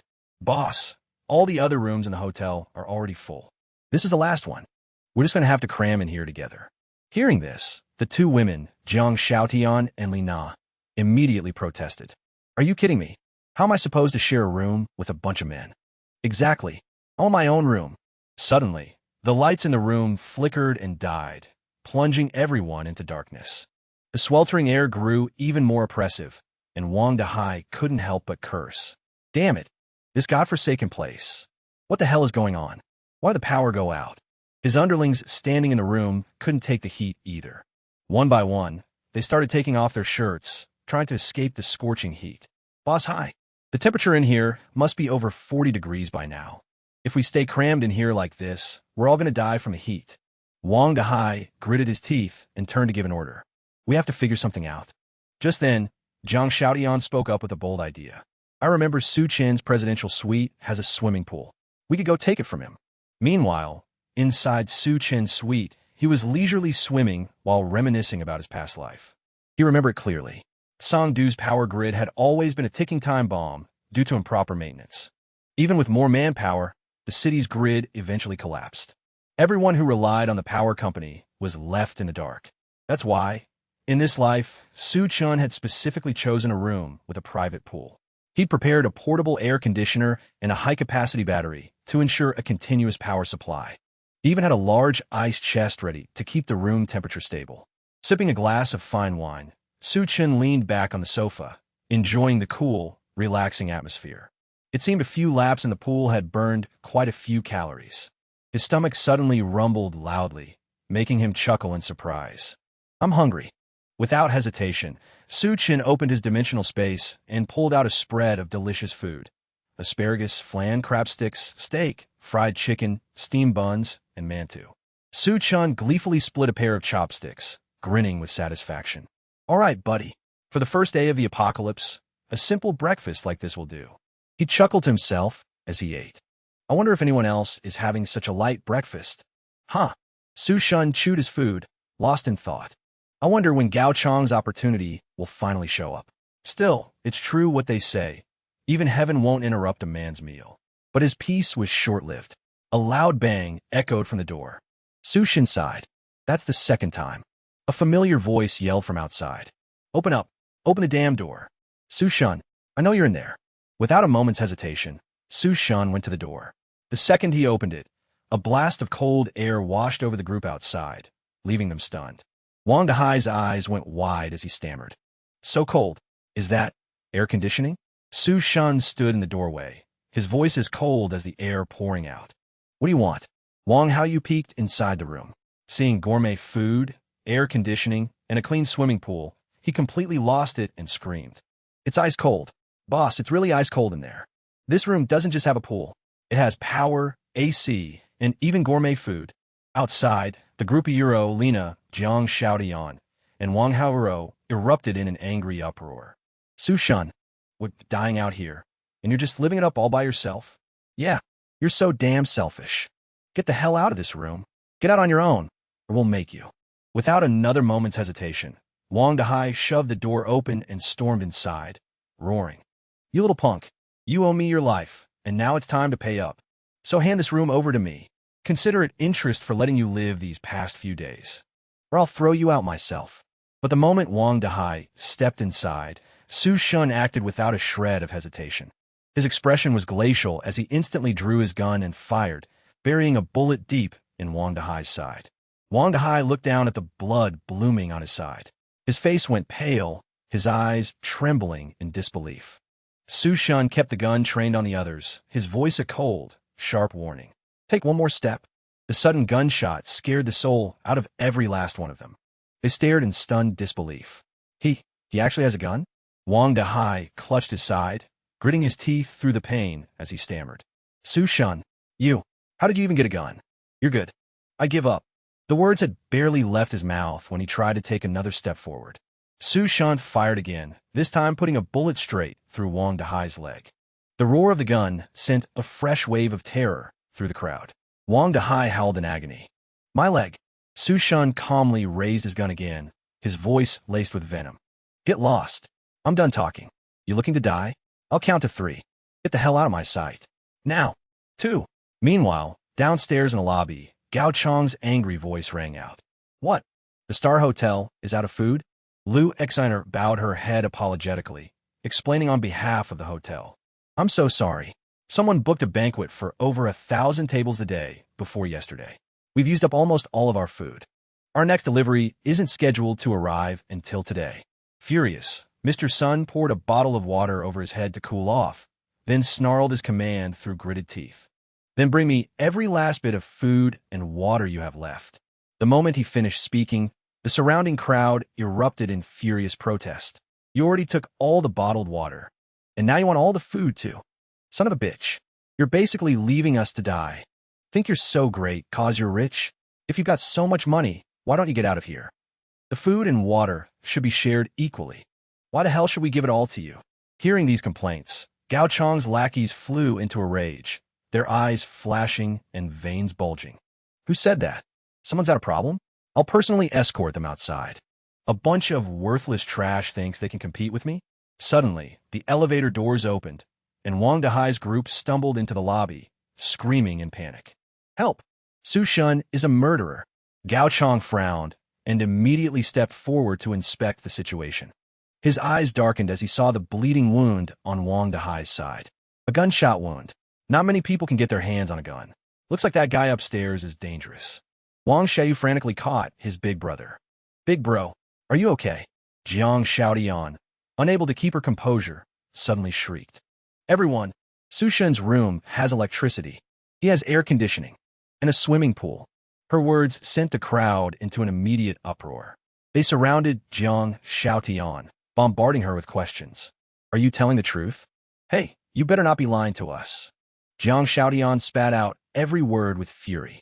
I saw it with my own 2 eyes. He has ice and tons of food, even fried chicken and wine. It was like paradise. Hearing this, the crowd, as if set on fire, immediately rushed towards Su Shun's room. Why does he get to live in luxury while we're burning up out here? Damn it. How the hell did that kid get ice and air conditioning? We can't let him enjoy all that by himself. Outside, the crowd began to roar with rage. Go. Get that kid out here. Hand over the ice and the air conditioner. Mommy, I want fried chicken. From a back, Gao Chong ordered his men. Go check out the situation. You know what to do. I don't have to spell it out for you, do I? The henchman immediately nodded. Don't worry, Boss Chong. Just as the crowd moved forward to knock on Su Shun's door, it swung open. Su Shun stood there and asked coldly, What do you want? Feeling the blast of cold air from the room, the The people outside gasped in amazement. It's so cool. It feels like every pore on my body can finally breathe. A young man peered inside and spoke up. Su-shun, buddy, we just came to talk. Can't you see how much people are suffering right now? You're the only one in this entire hotel with air conditioning. Could you let us come in and cool off for a little while? A young man, like you should learn to respect his elders and care for the children. You look like a kind person, the type who's always willing to help others. Just then a small boy next to him squeezed through and looked inside. Where's the fried chicken? The moment he spotted a basket of fried chicken on the table, he shrieked with delight. Fried chicken. A huge, hungry grin spread across his face as he shot into the room like an arrow. Mommy, fried chicken. I want some. As expected, the moment the boy set foot in the room, a powerful force sent him flying backward. A red welt swelled up on his stomach. Seeing her son lying unconscious, the boy's mother shrieked, "My son." Su-shun stood in the doorway, his voice chillingly calm. Keep your kid in line. If you can't, I don't mind doing it for you. Witnessing Su-shun's ruthless act, the crowd outside erupted in fury, their eyes filled with hatred. He's just a child. How could you do something like that? You monster. You're a murderer. A few enraged people charged straight at Su-shun, screaming for justice. Someone like you doesn't deserve to be in here. Get the hell out. He's by himself. Everyone get him. Without another word, Su-shun fired his gun. The bullet slammed right into the forehead of the man who was yelling, and he dropped to the ground as the two people beside him stared in stunned silence. He collapsed, motionless. The other two were so scared they pissed themselves, their faces draining of all color as they stared at Su-shun and his pointed gun. I may be alone, but each of you only has one life to lose. Inside the Lucheng Hotel, Wang Haoyu saw Wang Dahai's body lying abandoned outside and let out a scream of pure agony. Big bro, why did you just leave my big bro out there? His men had to struggle to hold Wang Haoyu back, stopping him from rushing outside. Calm down. Brother Hai is gone. His wounds went septic a while ago. In this heat, without any medicine, there was no way he could have survived. Wang Haoyu's eyes were bloodshot as he roared with pure hatred. Su-shun, this is all that bastard Su-shun's fault. Upstairs, outside the door to Su-shun's presidential suite, the two women, Jiang Shaoqian and Lina, desperately pleaded with the camera. Shun, I know you couldn't bring yourself to shoot us. You were just trying to scare Wang Dahai, right? Su-shun, have you forgotten how much I love you? Just let us in. You can do whatever you want with us. Please, just let us in to cool off. I'll even spend the night with you. Su-shun stepped out, opened the door, and gave a slight smile. What a deep sisterly bond. In that case, come on in. The two women's eyes lit up, as if they'd just struck gold. Really? I knew it. I knew Su-shun wouldn't leave me behind. You really are a good person. But before their joy could fully set in, Wang Haoyu suddenly charged from behind, his face a mask of fury. Son of a bitch. Get out of my way. I'm gonna kill him. Just as Wang Haoyu's arm was about to reach him, Su-shun calmly closed his eyes, his voice turning cold. Anyone who steps through this door will die. As he finished speaking, Su-shun raised a baseball bat and swung a devastating blow straight into Wang Haoyu's face, sending him flying backward. In a panic, Wang Haoyu tumbled back like a bowling ball, crashing into Jiang Shaoqian and Lina. The three of them screamed out in pain. Baseball bat in hand, Su-shun slammed it hard on the ground. A murderous glint in his cold eyes, he taunted, "Come on, you bitches. Who's next?" Su-shun's murderous expression and killer-like demeanor terrified the two women. Their faces contorted in fear. They did a complete 180, shouting in unison, "We're not coming in. We're not coming in anymore. Okay. Right. It's actually great out here." Su-shun directed his icy gaze toward the two women sprawled on the floor and reminded them coldly, "Then get lost." Su-shun didn't have to say it twice. Jiang Shaoqian and Lina immediately scrambled away as if their lives depended on it, leaving Wang Haoyu to crawl after them, crying out miserably, "Shaoqian, wait for me." Su-shun looked up at the ceiling, where a machine gun integrated with a facial recognition camera had been installed. If they hadn't run, they really would be dead. A short time later, a large vehicle appeared in front of the Lucheng Hotel. All of its tires had been replaced with caterpillar tracks to withstand the extreme heat. Seeing the rescue team, the crowd inside the hotel erupted with cheers. Look, is that a rescue vehicle? The wheels have been replaced with tracks, and the windows are insulated. It's definitely the rescue team. This is great. We're saved. The vehicle stopped in front of the hotel. Armed rescue personnel in insulated suits stepped out. A soldier stepped forward and shouted, "Everyone, please step back and clear a path." "Excuse me, is Academician Lu Xingwa here?" Academician Lu immediately stepped forward. "I'm here." The young soldier quickly brought an insulated suit to him and explained, "Academician Lu, we're the rescue team. Please put on this insulated suit and leave with us immediately." Realizing the rescue team had only come for one person, the crowd immediately grew restless. Someone shouted, "Wait a minute. Aren't you here to save all of us?" Another person chimed in, "That's right. You can't just save him." A rescue worker stepped forward to calm them. "Everyone, please calm down. The government is rolling out a full-scale rescue operation. 12 a.m. is when the temperature is at its lowest. Tonight, you can make your own way to Silicon Valley Plaza, the nearest relief point." Hearing this, the crowd cheered joyfully. "Really? So there's an official rescue effort starting? This is fantastic." The government hasn't completely collapsed after all. But President Sun, who was standing behind them, was not happy. He rushed forward, tried to force his way through. "I'm President Sun of the Sun Tech Group. I'll give you 100 million. Just give me the damn heat suit. I need to get out of here right now." But President Sun was clearly no match for the well-trained soldiers. A rescuer immediately subdued him, forcing him to the ground. Academician Lu Xingwa is a leading geologist. His role in this disaster is critical. "Please do not interfere with our operation." Wincing in pain, President Sun roared at Chao Chong. "Chao Chong, you useless bastard. What the hell do I pay you for? Get over here. Give me that heat suit." But at gunpoint, everyone is equal. Chao Chong's men froze, too scared to make a move, ignoring President Sun's orders. After securing Academician Lu, the rescue team quickly prepared to leave. "All clear. Let's move out." As the rescue team was leaving, Zhang Xiaotian suddenly ran up and grabbed a soldier's arm, her face a mask of fear. "Soldier, wait. Upstairs. There's a murderous maniac upstairs." Li Na rushed over too, echoing her. "That's right. That's right. That crazy killer has a gun. He almost took us out with him. You can't just let that murderer get away." A soldier named Xiao Feng took off his helmet, his mind made up. "I'll stay behind. I know my limits. You take the heat suit and go on ahead. Once I've dealt with this, I'll contact you." Xiao Feng's teammate warned him, "Xiao Feng, this is a crisis situation. Don't be reckless." But Xiao Feng had already taken off his suit. He grabbed his rifle and headed upstairs, muttering, "Let's see just what kind of monster you really are." Zhang Xiaotian stood behind, a wicked smile on her face. "Once Su Shun gets shot, I can just relax in my room and wait for rescue." In the hallway leading to Su Shun's presidential suite, it was dead silent. Xiao Feng took cover behind a corner, carefully scanning his surroundings. Suddenly, his eyes locked onto a potted plant across the hall. *Ka, a camera. The camera Su Shun had hidden in the plant to monitor any movement outside had captured Xiao Feng's stealthy approach. Suddenly, the door to Su Shun's room creaked open. An arm reached out and tossed a grenade toward Xiao Feng. Seeing the sudden attack, Xiao Feng flinched. "Shit!" The grenade rolled to a stop nearby and immediately detonated. But surprisingly, it wasn't a frag grenade but tear gas. Thick smoke billowed up around Xiao Feng's feet, causing him to cough violently as he grimaced in pain.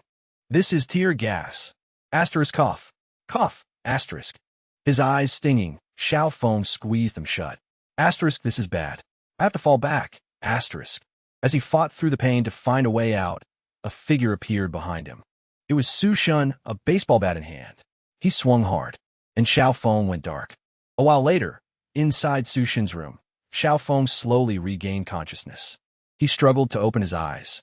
My eyes are killing me. Where am I? It feels cool." Su Shun stood before him, holding Xiao Feng's military ID. He read it aloud. "Xiao Feng, Deputy Captain of the Special Forces. Since you're awake, let's talk." Feeling a cool breeze wafting over him, Xiao Feng looked around and asked, "Is that an air conditioner? Who the hell are you? And how did you get your hands on a gun and flashbangs?" Su Shun calmly set the gun down.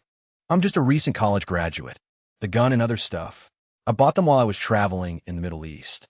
Xiao Feng couldn't believe what he was hearing. "Are you kidding me?" Su Shun replied slowly, "If you don't believe me, there's nothing I can do about it." He turned and asked, "The government set up a relief point didn't they? Are they planning to have residents make their own way there tomorrow morning? Xiao Feng jumped. It's how did you know? Su Chun thought to himself. Seems nothing's different from my past life. He continued. Even though the temperature will drop significantly by early morning, anyone exposed to the moonlight for more than 10 minutes will collapse. A lot of people are going to die on their way to that relief point. Xiao Feng lowered his head, answering in shame. We have no other choice. Even though we've established a safe zone, modifying the rescue vehicles has been extremely difficult. Many people can't hold on any longer. The only option is to have them go to the relief point themselves tomorrow morning. Su Chin stepped closer, placing a hand on Xiao Feng's shoulder. A little advice. Blankets, padded shoes, and even cotton-lined clothing can provide insulation. It'll improve their chances of surviving without passing out. Su Chen's words made Xiao Feng's eyes widen. Is that true? He blurted out. Su Chan picked up his gun and aimed it at Xiao Feng's head. Of course it is. Su Chen's action terrified Xiao Feng, who quickly tried to de-escalate. Wait, hold on, man. Let me tell them about the blankets before you kill me, okay? I'll just use the internal comm system. Don't worry, I won't call for backup. Contrary to Xiao Feng's expectations, Su Chun immediately used a dagger to cut his bindings, setting the young man free. The gesture left Xiao Feng speechless. He stammered. What are you, hero? Su Chan kept the gun trained on him, his voice cold. I respect what you're trying to do. That's why I'm not killing you this time. But if you ever dare to cross me again, you won't get a second chance. Xiao Feng, still bewildered, asked. Aren't you afraid I'll call for backup to take you down the second I leave? Su Chin glanced upwards, nodding his head. Look up and see what's watching you. Xiao Feng looked at the ceiling and immediately screamed in terror. A robotic machine gun with a facial recognition camera. Where in the world did you get that? Su Chin smiled. Like I said, from the Middle East. Once this thing is activated, no one in this room gets out alive. Except me. But in that situation, I doubt you'll have time to worry about me. Xiao Feng, looking intimidated, nodded in confirmation. I understand. With that, he went downstairs and left with the rescue team. His actions left the crowd below confused and bewildered. Someone spoke up. That soldier, he's just leaving. All he mentioned was the blanket thing. He didn't say a word about what happened upstairs. Another person added, didn't you see? They even took the soldier's gun. That guy upstairs must be something else. He even found a way to deal with the military. President Sun watched the rescue team depart, powerless to stop them. He gritted his teeth in fury. Damn it. He spun around and slapped Gao Chong hard across the face. What the hell do I keep you around for? Why didn't you do something just now? You're all a bunch of ungrateful bastards. Get the hell out of my sight. While President Sun was raging, Lao Miao gritted his teeth and turned to Gao Chong. Boss, how much longer do we have to put up with him? Gao Chong struggled to contain his own anger. The government has already started the rescue operations. Once order is restored, we'll still need his connections up top. Just then, Su Chun suddenly appeared from around a corner. Boss Gao, he said, the world has already descended into chaos. Do you really think order could be restored? Seeing Su Chun, Lao Miao flew into a rage, lunging as if he wanted to tear him apart. Where the hell did this brat come from? I'll shut your mouth for good. Gao Chong calmly held him back. Hold on. Su Chun, why did you come downstairs? Su Chun, holding a thermos filled with ice, poured out onto the floor in front of Gao Chong and Lao Miao. I came to find Boss Gao to make a deal. The ice cubes tumbled out, releasing a cooling mist that seemed to turn Gao Chong and Lao Miao into bloodthirsty demons in the searing heat. Lao Miao stared at the pile of ice and lunged forward, completely unhinged. Ice! Ice! Boss! His room must be full of even better stuff. Kill him. It'll all be ours. Su Chan coldly presses the barrel of his gun to Lao Miao's throat. Startled, Lao Miao throws his hands up, gulping nervously. Seeing this, Gao Chong forces a placating smile. Haha, brother Su Chun, don't mind him. We should get back to our deal. Once the deal was struck, Gao Chong and Lao Miao finally got their hands on the container of ice. The two immediately bask in the glorious relief, popping ice cubes into their mouths and savoring every moment. With a look of pure bliss on his face, Lao Miao mumbles, I've been trapped in this hellhole for 3 days. This is the first time I've felt this damn good. I can't even imagine what that kid's room is like. Gao Chong nods. For now, we'll play along with his demands. Then, we find a chance to kill him. After that, this room will be all ours. Seeing Gao Chong hiding the rest of the ice, Old Man Sun furiously storms over and kicks the container. "You son of a bitch, Gao Chong. Holding out on us, are you?" Su Su stomps on Gao Chong, threatening, "Next time you get your hands on something good and don't offer it up, you're dead." Old Man Sun's actions ignite a burning rage inside Gao Chong. Stroking the ice cubes, Old Man Sun glances over at Yulin. "Damn, this feels amazing." After days of subsisting on instant noodles, the supply runs out, forcing the group to move toward the rescue point. Among them, Jiang Xiaotian and Li Na are secretly overjoyed. Finally, we're leaving this godforsaken place. For the past 2 days, we've only been given a few snacks. When we get to the rescue point, I'm going to eat real meat and drink a Coke. But suddenly, Lao Miao appears and drapes a blanket over Jiang Xiaotian. She jumps, startled, and shouts, "What are you people doing?" Lao Miao flashes a wicked grin. "What are we doing, you ask? Brother Chong gave you water, and now you think you can just walk away? It's not that simple." He brutally rips Jiang Xiaotian's dress, sending her into a panic. Lao Miao sneers. "Didn't you say you'd do anything? Then you can start by serving me." Outside the Luching Hotel, the group begins to move out. A young man endures the scorching heat, cursing through gritted teeth. "Damn it, ever since Gao Chong took over, he hasn't given us a single drop of water or scrap of food. If we'd stayed at the hotel, we'd have died of thirst. We have a chance if we make it to the rescue point. But this heat is beyond anything I could have imagined." Even with wooden planks strapped to the soles of his shoes, the ground is hot enough to burn his feet. An old woman walking up ahead suddenly trips on a rock and falls face first, crying out in pain. The moment her body hits the pavement, it begins to melt, fusing with the scorching ground. Her desperate cries echo, "Help me," but no one pays her any mind. They just keep walking, leaving the old woman to her despair. One by one, people succumb to the searing heat. They collapse to the ground, writhing and screaming, until their journey comes to a final, tragic end. In this hellscape, you can't even be sure of your own survival. Who has the energy to worry about anyone else? Not even family. This is the apocalypse. Save yourself first, worry about the rest later. In front of the Luching Hotel, the bodies of Wang Dehai and Sun Dexiao begin to mutate under the horrifying heat of the sun. Their entire bodies glow a fiery red, as if molten lava is flowing through their veins. Suddenly, they both awaken, their blood-red eyes filled with a terrifying light. From a floor above, Su Chun watches the group depart. In my past life, he thinks I was just like them, desperately trying to make it to the rescue point. Back then, no one told me to bring a blanket. It was only a single kilometer, but claimed so many lives. Down below, Jiang Xiaotian shouts, trying to stall Lao Miao. "Big brother, wait a second. Just wait a minute." Lao Miao roars, "You bitch! What now?" Faces etched with fear, Jiang Xiaotian and Li Na scramble to stall him. "Big brother, how about we go up to a room? Let's not do it here." Right. We'll cooperate. We'll do whatever you want." Lao Miao stares at them for a moment, then bursts into laughter. You two sluts getting shy all of a sudden. What's there to be afraid of out here?" But just then, the now mutated Wang Dehai and Sun Dexiao burst through the door. Its whole body glowed red, eyes burning with horror, growling incessantly. The group of strong survivors stared, shouting, "It's a zombie! It's a zombie!" Upstairs, Su Shun tossed the core into a cup and poured strong liquor over it. He thought, in the apocalypse, cores rarely appear inside the skulls of infected and mutated beasts. It's rare. You won't find one in 100. Su Shun held the cup, rinsed the core, and swallowed it whole. "The opportunity for the strong survivors has officially been stolen by me." He drank the wine containing the core.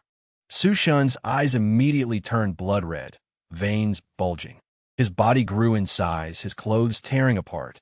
Fire and lava erupted within him, causing Su Shun to scream in pain before losing consciousness and collapsing to the ground, naked and unconscious. Downstairs, after the strong survivors dealt with the infected, Wang Dehai and Wang Haoyu also lay unconscious nearby. The strong survivors, enraged by the excessive water used to deal with the zombie, kicked Wang Dehai's corpse. "Move, damn it! Move one more time! I dare you." Old Miao and his men stared at the drained water, furious.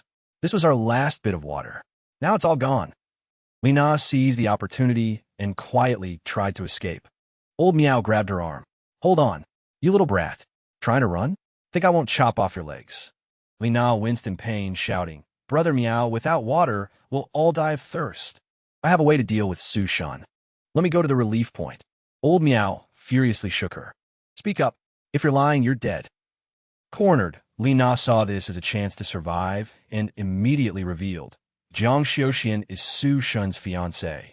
If you humiliate her in front of Su Shan's room, he'll open the door. Then, you can take the opportunity to attack him." Old Meow, hearing Li Na's plan, turned to look at Jiang Xiuxian and chuckled. "Ha ha, there's such a thing. What a brilliant idea." Jiang Xiuxian gaped, betrayed by Li Na, unable to believe her eyes. She stammered, "Li Na." She touched her stomach, which was rumbling with hunger. Gritting her teeth, she looked at the strong survivors. "You mentioned I can cooperate with you, but I'm starving. You have to feed me first. I want meat." Old Meow was dumbfounded and turned back. "A meat? Without electricity, the meat in the fridge has all gone bad. Damn it, I wanted to eat meat too." The strong survivors, hearing Jiang Xiuxian demand meat, stepped closer. With a menacing look, he asked, "You want to eat meat?" He held up a knife, presenting it to Jiang Xiuxian. He glanced at Li Na and said coldly, "Then do it yourself." Jiang Xiuxian's face turned pale with fear. She looked at Li Na and asked, "You mean meat?" On her, facing a choice between friendship and survival, Jiang Xiuxian unhesitatingly chose to live. She whirled around to Li Na, her gaze sharp and cold, making Li Na sweat profusely and tremble. Jiang Xiuxian looked at the knife in the strong survivor's hand, then without a moment's hesitation, lunged and snatched it.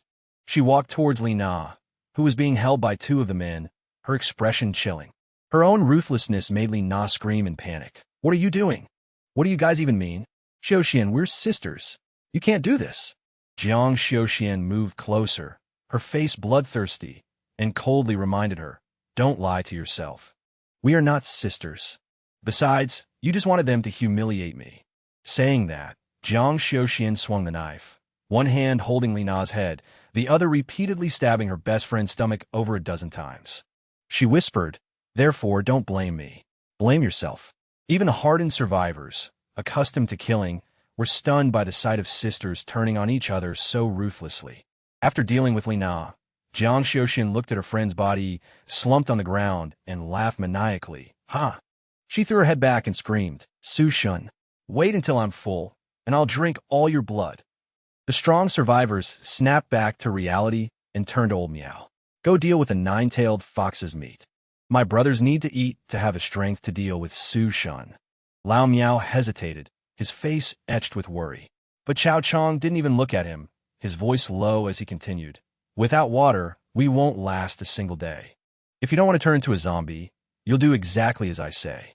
Though he was clearly unhappy, Lao Meow gritted his teeth, turned to his men, and barked, "Where's Duanya? Find her!" In the presidential suite, Su Chen's eyes opened. He had finished absorbing the essence core. A new power coursed through his body. His speed had skyrocketed. In the blink of an eye, he zipped across the entire room. A strange and powerful sensation surged through him. Su Chen stood up. "So this is physique, a new type of ability? I can feel it gotten stronger." He walked over to a large chunk of ice and, with a light swing of his arm, shattered it completely. "My physical strength has increased dramatically, too." Suddenly, there was a knock at the door. Su Chun turned. "HM? Someone else is here." Outside, Duanya stood nervously after ringing the bell. "Chao Chong and those guys, they've all gone insane. The floors below are unlivable now. This place is my only hope. Good thing I still have an ace up my sleeve." The door opened.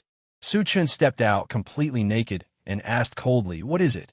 Duanya looked up, meeting Su Chen's icy gaze before her eyes accidentally drifted downward to the thing below.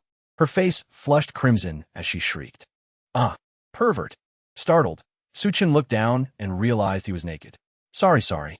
My bad," he said, scrambling to cover himself. A few moments later, things settled down, though a palpable awkwardness still hung in the air. Now fully dressed, Su Chen sat on the sofa and cleared his throat. "Ahem. Look, my resources are limited. We've only met once. I can't just take you in because you have a pretty face." In my past life, Su Chen thought Duanya was a formidable woman. She even worked with Chao Chong for a time. I considered recruiting her, but this is not how I pictured it going. Duanya couldn't meet his eyes. She looked away and explained, besides being a chef, I'm also a top graduate from Southwest Medical University. I have my medical license and 3 years of experience as a surgeon. Her mind raced. That body of his, it's incredible. Asterisk no. This room is more incredible. Asterisk underscore. It has electricity, ice, underscore. I have to prove my worth, so he'll let me stay. Su Chen's cool demeanor returned. So, you're a doctor, huh? That's a tempting offer.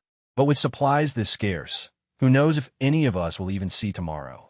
Afraid he was about to refuse her, Duanya blurted out, as long as you don't send me back downstairs, I'll do anything. The moment she said it, Su Chen rubbed his chin, a wicked smile spreading across his face.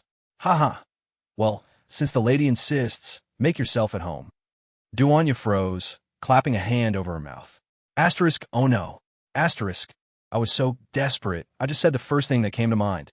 Underscore? His smile vanished as quickly as it appeared, replaced by an icy glare. But let me be clear, he warned. When you're with me, you have only one option. Obey. Don't even think about trying anything funny. Or else. Duanya looked down at the floor, replying meekly, I understand. I never doubted your methods, or your resolve. Su Chen smiled. Good. Now, then, take off your clothes.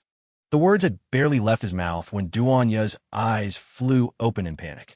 All right now, she stammered. But quickly understanding his command, she hurried into the bathroom to wash up. Steam filled the air as she stood under the cool spray of the shower. Running water, electricity, food, and a private bathroom. I don't have to worry about the heat, or being assaulted, or even being eaten. Yelin stood silently, letting the streams of water wash over her. Her heart was a mix of joy and anxiety. To the people struggling out there, this place was nothing short of paradise, an oasis in a desert of chaos. But deep down, she felt that Su Shan wasn't entirely righteous. He was like a perfect painting, but one that held a few murky strokes. As she bathed, Yelin let her mind drift, lost in thought. Suddenly, her imagination wandered into territory best left for those over 18.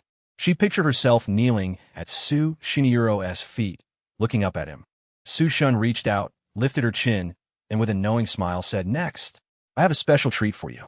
Face flushed, breath catching in her throat, her body barely concealed, Yelin stared at Su Shun, feeling as if she were lost in a daze. Then, her mind conjured up even bolder scenarios. She imagined Su Shun secretly filming her as she bathed, though his motive remained a mystery. Yelin shook her head, trying to calm herself. Forget it. I accepted this might happen when I came here, anyway. But her imagination wouldn't let go. She pictured Su Shun standing outside the door, a sly smile on his face as he explained, I'm not here to peek at you bathing. I'm just here to stop you from doing anything naughty.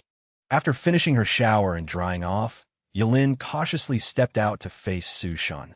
When she mentioned she had a background in medicine, Su Shun immediately prepared a nurse's uniform for her, because his little brother was feeling sick and needed some tender loving care. Yelin slipped on the tight-fitting outfit, which accentuated her every perfect curve like a masterfully carved statue. With a shy expression, she tried to cover herself, asking hesitantly, Su Shun, isn't this outfit a little small? Su Shun stared at her, his eyes fixed. He stroked his chin and replied with satisfaction, Not small. Definitely not small at all. To put it simply, it's perfect. Yelin shyly turned away, unintentionally highlighting her full, round bottom. She looked down at the outfit and mumbled, Really? Just as the atmosphere was starting to heat up, a sudden disaster struck like a bolt from the blue. Jiang Xiaojia, the uninvited party crasher, slammed her fists on the door, screaming, Help! Help me! Su Shun, open the door. The moment Su Shun opened the door, Jiang Xiaojia screamed again, Help me! Outside, when Gao Chong saw Su Shun didn't immediately react, he grabbed Jiang Xiaojia by the hair, threatening, If you don't come out, I'm breaking this door down myself. A smirk played on Su Shun's face, as if the fun was just beginning. TCH, here we go again. He started to get up, but a frantic Yelin stopped him. Don't open the door. We can't open it. The people out there, they already killed and ate Li Na. Before Yelin could finish, Su Shun understood the situation. He turned back, his voice cold. Are you telling me they're cannibals? Memories from his past life flashed through Su Shun's mind. Without hesitating, he stepped out and calmly warned Gao Chong's group. Don't even think about breaking down that door. If you break it, you're going to have a very big problem. Meanwhile, Jiang Xiaojia, Gao Chong, Lao Miao, and their crew were putting on a play about a helpless girl being assaulted. Jiang Xiaojia stuck her tongue out, pleading with Su Shun, "Save me." Finally, Su Shun had appeared. Gao Chong and his men, their eyes bloodshot, veins bulging, looked completely unhinged. He grinned smugly. "So you finally decided to show your face, huh?" "Hith, hith, hith." Su Shun stood by the door, his gaze as cold as ice. Gao Chong had already positioned one of his men nearby, hiding with a knife, ready to ambush Su Shun. Just as planned, the moment Su Shun spoke, the henchman lunged with the knife, screaming, "Die!" But they never could have known that Su Shun had trained in Vietnam under Master Huang Junjia of the Truyan Dain sect and had mastered the very essence of martial arts. He was already prepared, having watched the whole thing unfold on the security cameras. With lightning-fast reflexes, Su Shun grabbed the man's knife hand. With a few basic moves, he snapped the henchman's wrist, leaving Gao Chong and his men completely stunned. Jiang Xiaojia continued her act, struggling to break free from Gao Chong's group and shouting, "Let me go." She rushed towards Su Shun, crying, "Su Shun, save me." But Su Shun wasn't moved in the slightest. He coldly wrapped his hand around Jiang Xiaojia's throat, leaving her frozen and gasping for air. Staring at her distorted face, Su Shun remarked, "Once you people start eating human flesh, your bodies begin to transform. Fangs will even start growing in your mouths. You're not human anymore." Behind him, Gao Chong's men bared their teeth, their faces contorted with rage. So what? The world's ended anyway. If eating people keeps us alive, then what's a big deal? Jiang Xiaojia's face twisted further into a monstrous form. Her fangs sharpened, her tongue grew long, and her eyes burned a hellish red. She cackled sinisterly. "Ha ha! Human flesh is so delicious. After eating it, I feel my whole body surge with power. And that's why, Su Shun, I can't wait to taste your flesh." "Zo, di." Jiang Xiaojia swung wildly at Su Shun, but it was a futile effort. A single, precise kick from Su Shun sent her flying back like a rag doll.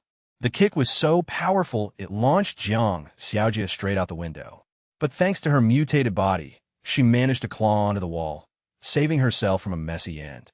Gritting her teeth, veins bulging on her forehead, Jiang Xiaojia roared, "Su Shun, I'll make sure you die screaming." But as her dangling body was exposed to the sunlight, she recoiled, writhing in agony.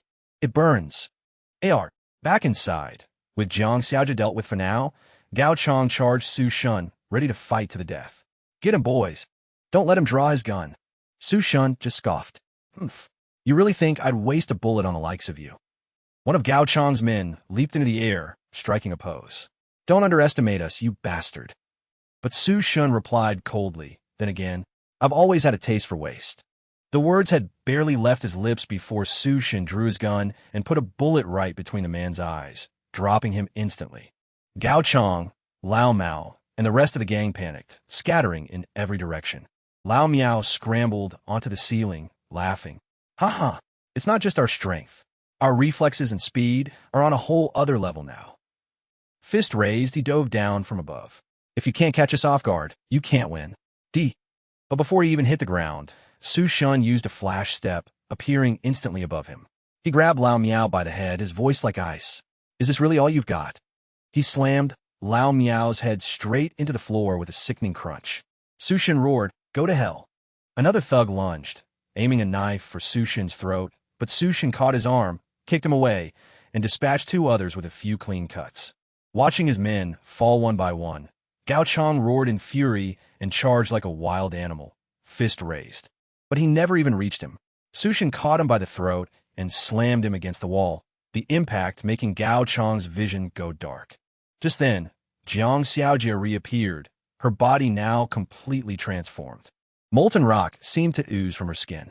She had grown a long tail and stormed back into the room like a true monster. Su Shun looked at her, his expression cold. "Jiang Xiaojia, so you finally finished your transformation. And so quickly, too. It seems your obsession with me runs deep indeed." As he spoke, Su Shun snapped Gao Chong's neck and let the body drop to the floor.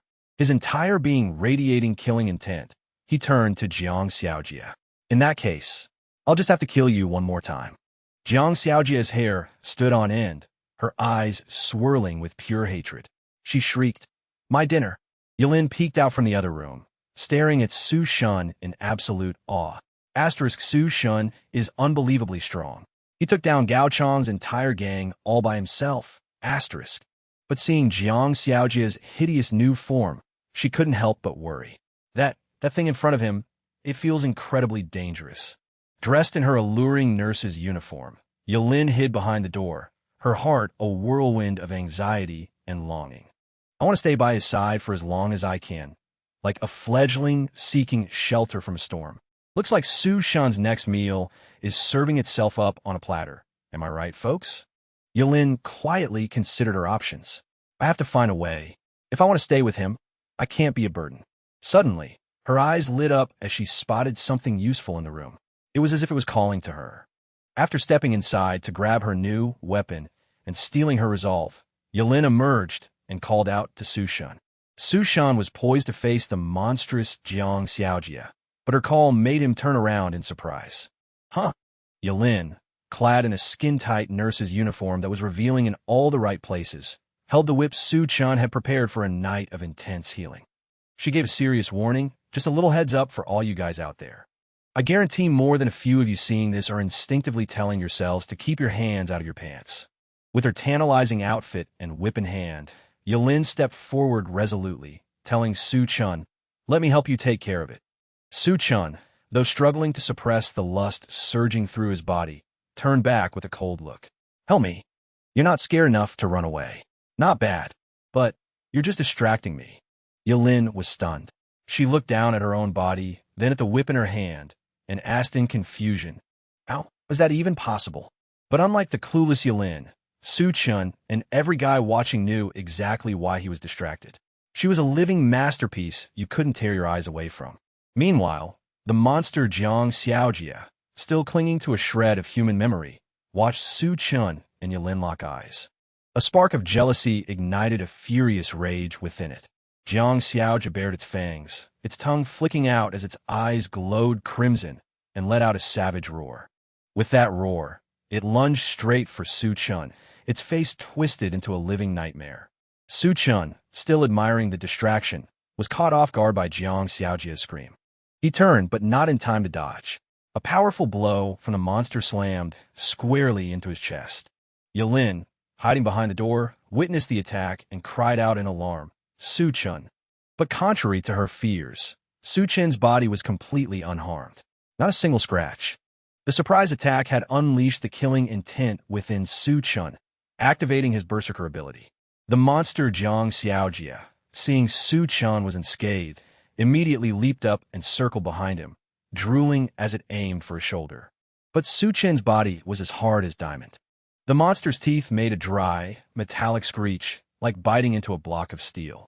It tried to bite a few more times, but it was useless. Su Shun glanced down, his eyes as sharp as knives. "Can't get a bite in, huh? I have to wonder, are all those fangs in your mouth just for show?" Power surged through Su Shun's entire body. He let out a short breath. Time to end this. As soon as the words left his mouth, Su Shun grabbed both of Jiang Xiaojia's arms. The movement was so fast, it almost looked like he was pulling it in for an old-fashioned embrace. He flipped up, landed on a monster's back, and wrenched its arms behind it, completely immobilizing it. With its literally boiling hot body, Jiang Xiaojia could only stare, wide-eyed and stunned. Like a god of war, Su Shun planted his foot on its head and asked coldly, "Are you ready?" Before the monster could react, Su Shun ripped both its arms clean off, then sent it rocketing into the ceiling with a powerful kick, dealing a critical blow. Blood gushed from its nose as its body trembled. The monster howled in agony as Su Shun landed gently, still holding its severed arms, which he then tossed toward it like a discarded toy. He said flatly, "I really want to make you suffer, to let you slowly savor the taste of being tortured to death in this apocalypse. But given the situation, I'll have to kill you first." Just when it seemed the monster was finished, Jiang Xiaojia crawled towards the corpses of Gao Chang's men, using its tail to coil around them, preparing to devour them and upgrade its body. It tilted its head back, its horrifying maw gaping open as it swallowed the bodies one by one. After digesting them, its two arms grew back. Jiang Xiaojia shrieked in triumph, its body evolving into a more ferocious form, veins bulging across its face. It roared, glaring at Su Chun with pure hatred. Su Chun was slightly surprised. So your severed arms can grow back, huh? Yelin, witnessing the horrific scene, stammered in fear. No, that's impossible. But contrary to her fear, a smirk spread across Su Chen's face. He looked excited. Excellent. The ability to regenerate your body means you won't die so easily. He tilted his head, his eyes filled with killing intent. And that also means I get to tear you to 1,000 pieces. While the monster was still busy posing, Su Chun moved at supersonic speed, placing a hand on its shoulder and seizing control of its body. Jiang Xiaojia was terrified. Su Chun stood beside it, taking its hand. Let's find out, he said gently, just how many times you can put yourself back together. He cleaves the monster's shoulder. Coldly, he says, let's start with your left arm. With a savage yank, he rips the left arm clean off, causing the monster to howl in agony. Su Chun moves to its right shoulder, caressing it. And now for the right arm. Without a moment's hesitation, Su Chun tears off the right arm, continuing his gruesome torture. Your tail and legs are next. With every swing of Su Chun's arm, another piece of the monster is sent flying. He pins its head to the ground with his foot. Easy now. Calm down. This is only your first time, after all. Each time the monster's body regenerates, it grows visibly weaker. As its arms, legs, and tail reform, Jiang Xiaojia lies gasping for breath. Su Chun gives it a gentle smile. Ready for round 2? Now, let's begin. Su Chun continues his surgical dismemberment, a chilling smile on his face that leaves Yelin speechless. After round 2, the monster finally breaks. It tries to crawl away, its eyes filled with pure terror as it stares back at Su Chun. But just as its limbs and tail regenerate, Su Chun announces time for round 3. And round 4, round 5, 6, 7, 8.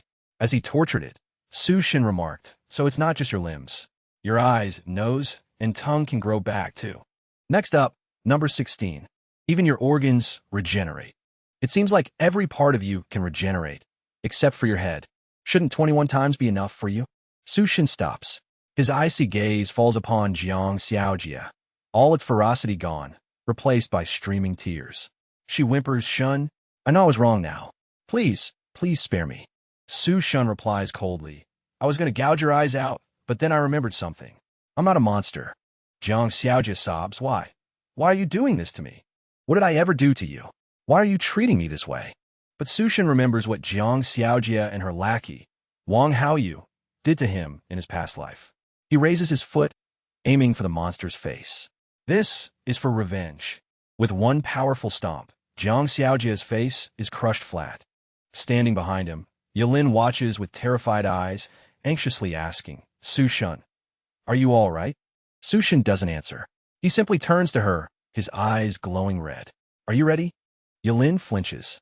Icha, ready for what? Su Chun steps closer, one hand caressing her cheek while the other slips lower in an intimate gesture. I was pretty brave just now, don't you think?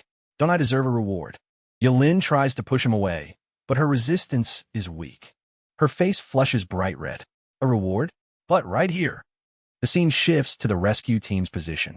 A team member looks around, noticing the air has grown cooler. Asterisk, is this a sign? Could the apocalypse finally be ending? Asterisk. Lu Xiaofeng appears behind her, stammering. Captain, there's a huge crowd of people over there. Looks like they're heading for our position. The Captainero, a stunning, sharp-eyed woman with platinum blonde hair, raises her rifle, squinting at the approaching crowd. Realizing something is terribly wrong, she falters.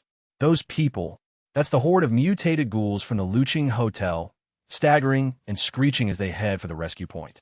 Among them is a ghoul that looks just like Jiang Xiaojia, still dazed after being sent flying dozens of meters by Su Chun's kick. The captain breaks into a cold sweat, her eyes wide with shock. Zombies! A horde of ravenous zombies is charging right for us.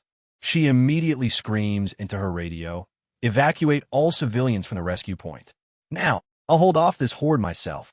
Lu Xiaofeng panics. But, Captain Ero, she opens fire, shouting over the gunfire. That's an order. Lu Xiaofeng chokes back a sob. Captain, please don't die. Shut your damn mouth and get the hell out of here. The captain screams, still firing. Back in the hotel, after dealing with Jiang Xiaojia and her minions, Su Shun leads Yilin into the bedroom.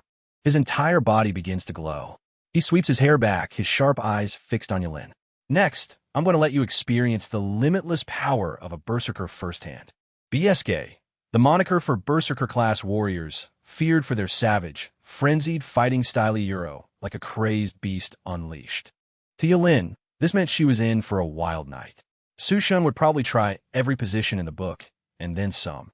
Staring at Su Shun's godlike form, radiating raw power and desire, Yilin clutches the blanket in terror and shrieks, "What a Euro!" Again, how many times has it been now? Like a beast driven by instinct, Su Shun pounces on Yilin, his eyes burning with desire. With a gaze as cold as ice, Su Shun warns his prey. The brutal heat wave has passed. Of course I have to go out. But before I do, I'm going to leave you with some memories you'll never forget. Yilin, her back to her predator, is as tense as a feral cat ready to strike. But in this situation, her caution seems utterly pointless. Hearing his words, she asks hesitantly, "Can't you take me with you?" Su Shun, not fond of his dinner, asking the same question twice, immediately shatters her hopes with brutal efficiency. His eyes flash with a vicious light, like a demon revealing its true form. He coldly declares, "Anyone who wants to stay by my side must meet two conditions. First, they must be of value to me. And second, they must obey my commands without question." Lost in a daze, Yilin grips the bed frame, her eyes clenched shut in time with Su Shun's rhythm. She gasps out, I understand."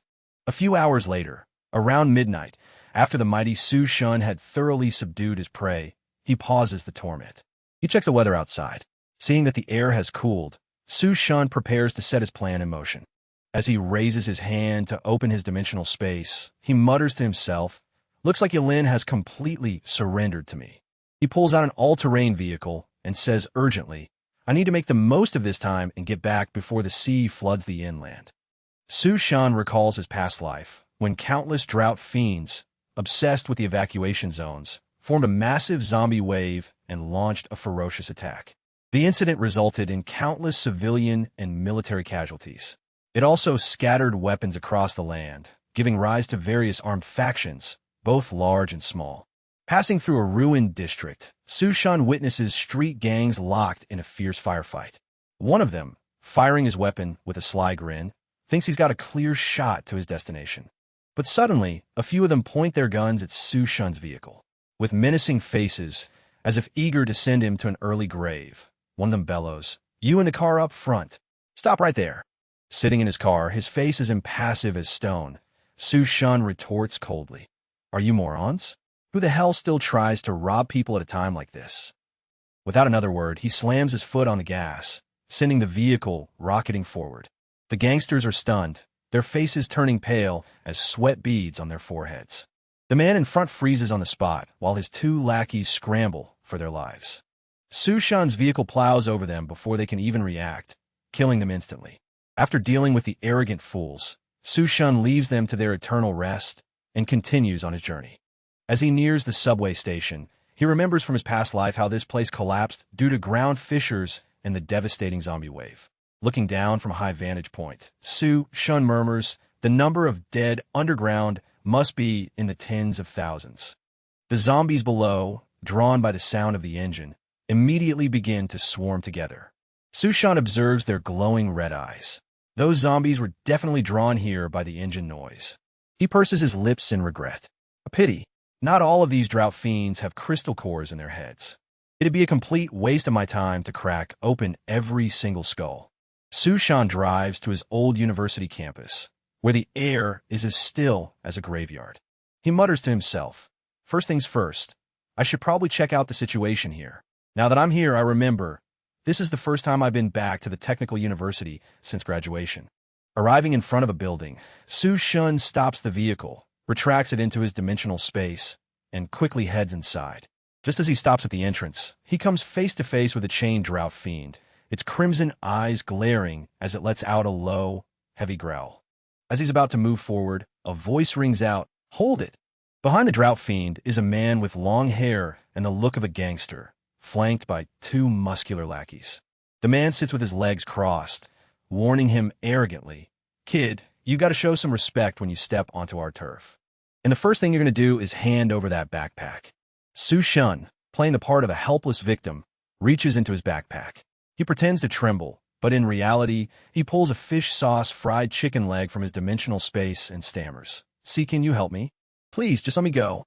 I have a fried chicken leg right here." In the apocalypse, where food and water are scarce, the three gangsters stare at the chicken leg, their eyes lighting up with utter disbelief. The leader's jaw drops. "A chicken leg? Are you kidding me? You actually have a chicken leg at a time like this? Quick, throw it over here. Throw it over here now." Seeing their desperate greed, Su Shun smirks and tosses the chicken leg down in front of them and the two drought fiends. The whole group dives for it like wild animals, instantly forgetting who's the boss and who's the lackey, throwing elbows and locking each other in affectionate headlocks. "It's mine. Get the hell out of my way." Just as the long-haired man was about to snatch it, Su Chun yanked the string tied to the chicken leg, pulling it back. The thugs froze, their faces like clowns who'd just been pranked. Su Chun dangled the chicken leg, smirking. "My sincerest apologies, but you really don't deserve to eat this." Insulted, the gangsters flew into a rage, screaming, "Damn it! How dare you trick us? Waste him!" One swung his club, like the Monkey King, another snarled like a gorilla, and the last one wielded an axe like he was chopping wood. But before they could even move, Su Chan pulled a gun from his dimensional space, stunning them all. A sense of equality, like standing before the Grim Reaper's scythe. 3 gunshots rang out, sending all 3 of them to meet their maker. Su Chan walked on, muttering to himself, "I really don't remember there being this many idiots in my past life. Could it be that my warnings allowed more people to survive? Is this really what happened?" He left behind 3 bodies, each with a bullet hole in the forehead and smoke still curling from the wounds, then headed toward the snake biology lab. Standing before the door, Su Chun examined the shattered lock. "Looks like no one's been here for a while." As he stepped inside, a putrid stench assaulted his nostrils. He looked around. Many of the snakes were dead, and the air absolutely reeked. Suddenly, Su Chen's gaze locked onto a glass enclosure. Found you." Inside was a snake with 4 horns on its head, currently swallowing another snake whole. "It's cold." Sharp eyes stared back at Su Chun. He chuckled. The future leader of the Water Cockroach Legion, Wang Jinsha. Watching the snake digest its own kind, Su Chan said, "So this is how you survived, huh?" He recalled his past life, when this snake had caused chaos across the globe, devouring countless people and even nearly swallowing him whole. Su Chan fell silent, his thoughts continuing. In another week, when the floods come, this snake will begin to transform. I wonder just how much it will evolve to resemble its ancestors. If we can't stop it, the Earth is in big trouble. He could feel it. Why do I get the feeling this snake has already evolved a bit? Intellectually? Looks like I'll need to be careful with this one. Lost in thought about Wang Jinsha, Su Chin suddenly heard a flurry of footsteps outside the door. A group of strangers, armed with weapons, appeared. Noticing Su Chin's presence, they grew wary. Su Chin narrowed his eyes. "Who's there?" Outside, the thugs snarled from behind a wall, their voices threatening. "Come on out. We know you're hiding in there." Despite their aggressive words, they were sweating, fear clutching at their hearts. From inside, Su Chan replied coldly, "This is a critical moment. I can't be disturbed by the likes of you." But before he could finish, a figure appeared at the door, startling him. A silver-haired woman with swift movements suddenly darted into the room. It turned out they weren't after Su Chun, but her. The gangsters panicked, yelling, "Shit! The bitch is hiding in here." The leader gave the signal, and they all charged forward. But the silver-haired woman moved first. With terrifying speed, she snapped one man's neck, locked another in a thigh choke, then spun through the air, taking him down cleanly. The last man, before he could even raise his gun, was caught in her headlock, screaming, "You stinking bitch!" Crack! With a snap of his neck, the man collapsed. After dealing with the 3 men, the woman suddenly found Su Chin's gun pointed at her head. He praised her nice skills. Before Su Chan could say more, the woman reacted instantly, swatting the gun away, ducking low, and lunging up to subdue him. But after several failed attempts to twist his neck, she realized Su Chin's neck was as hard as steel. A mix of fear and bewilderment on her face, she mumbled, "Why? Won't it twist? Suchin stood as still as a statue, letting the woman struggle. As she tried to restrain him, the two of them ended up in a rather compromising position. The woman cried out in panic. Wait, what are you doing? Suchan finally subdued her, tying her up in an intricate web of red rope. He pointed his gun at her and demanded, Who are you? Sweat dripped down her face, soaking her clothes, but she maintained a defiant glare. I am Bai Shang, captain of a Shanghu Special Task Force. I suggest you think this through and let me go. Now. Suchan frowned slightly at the mention of Shanghu. Shanghu?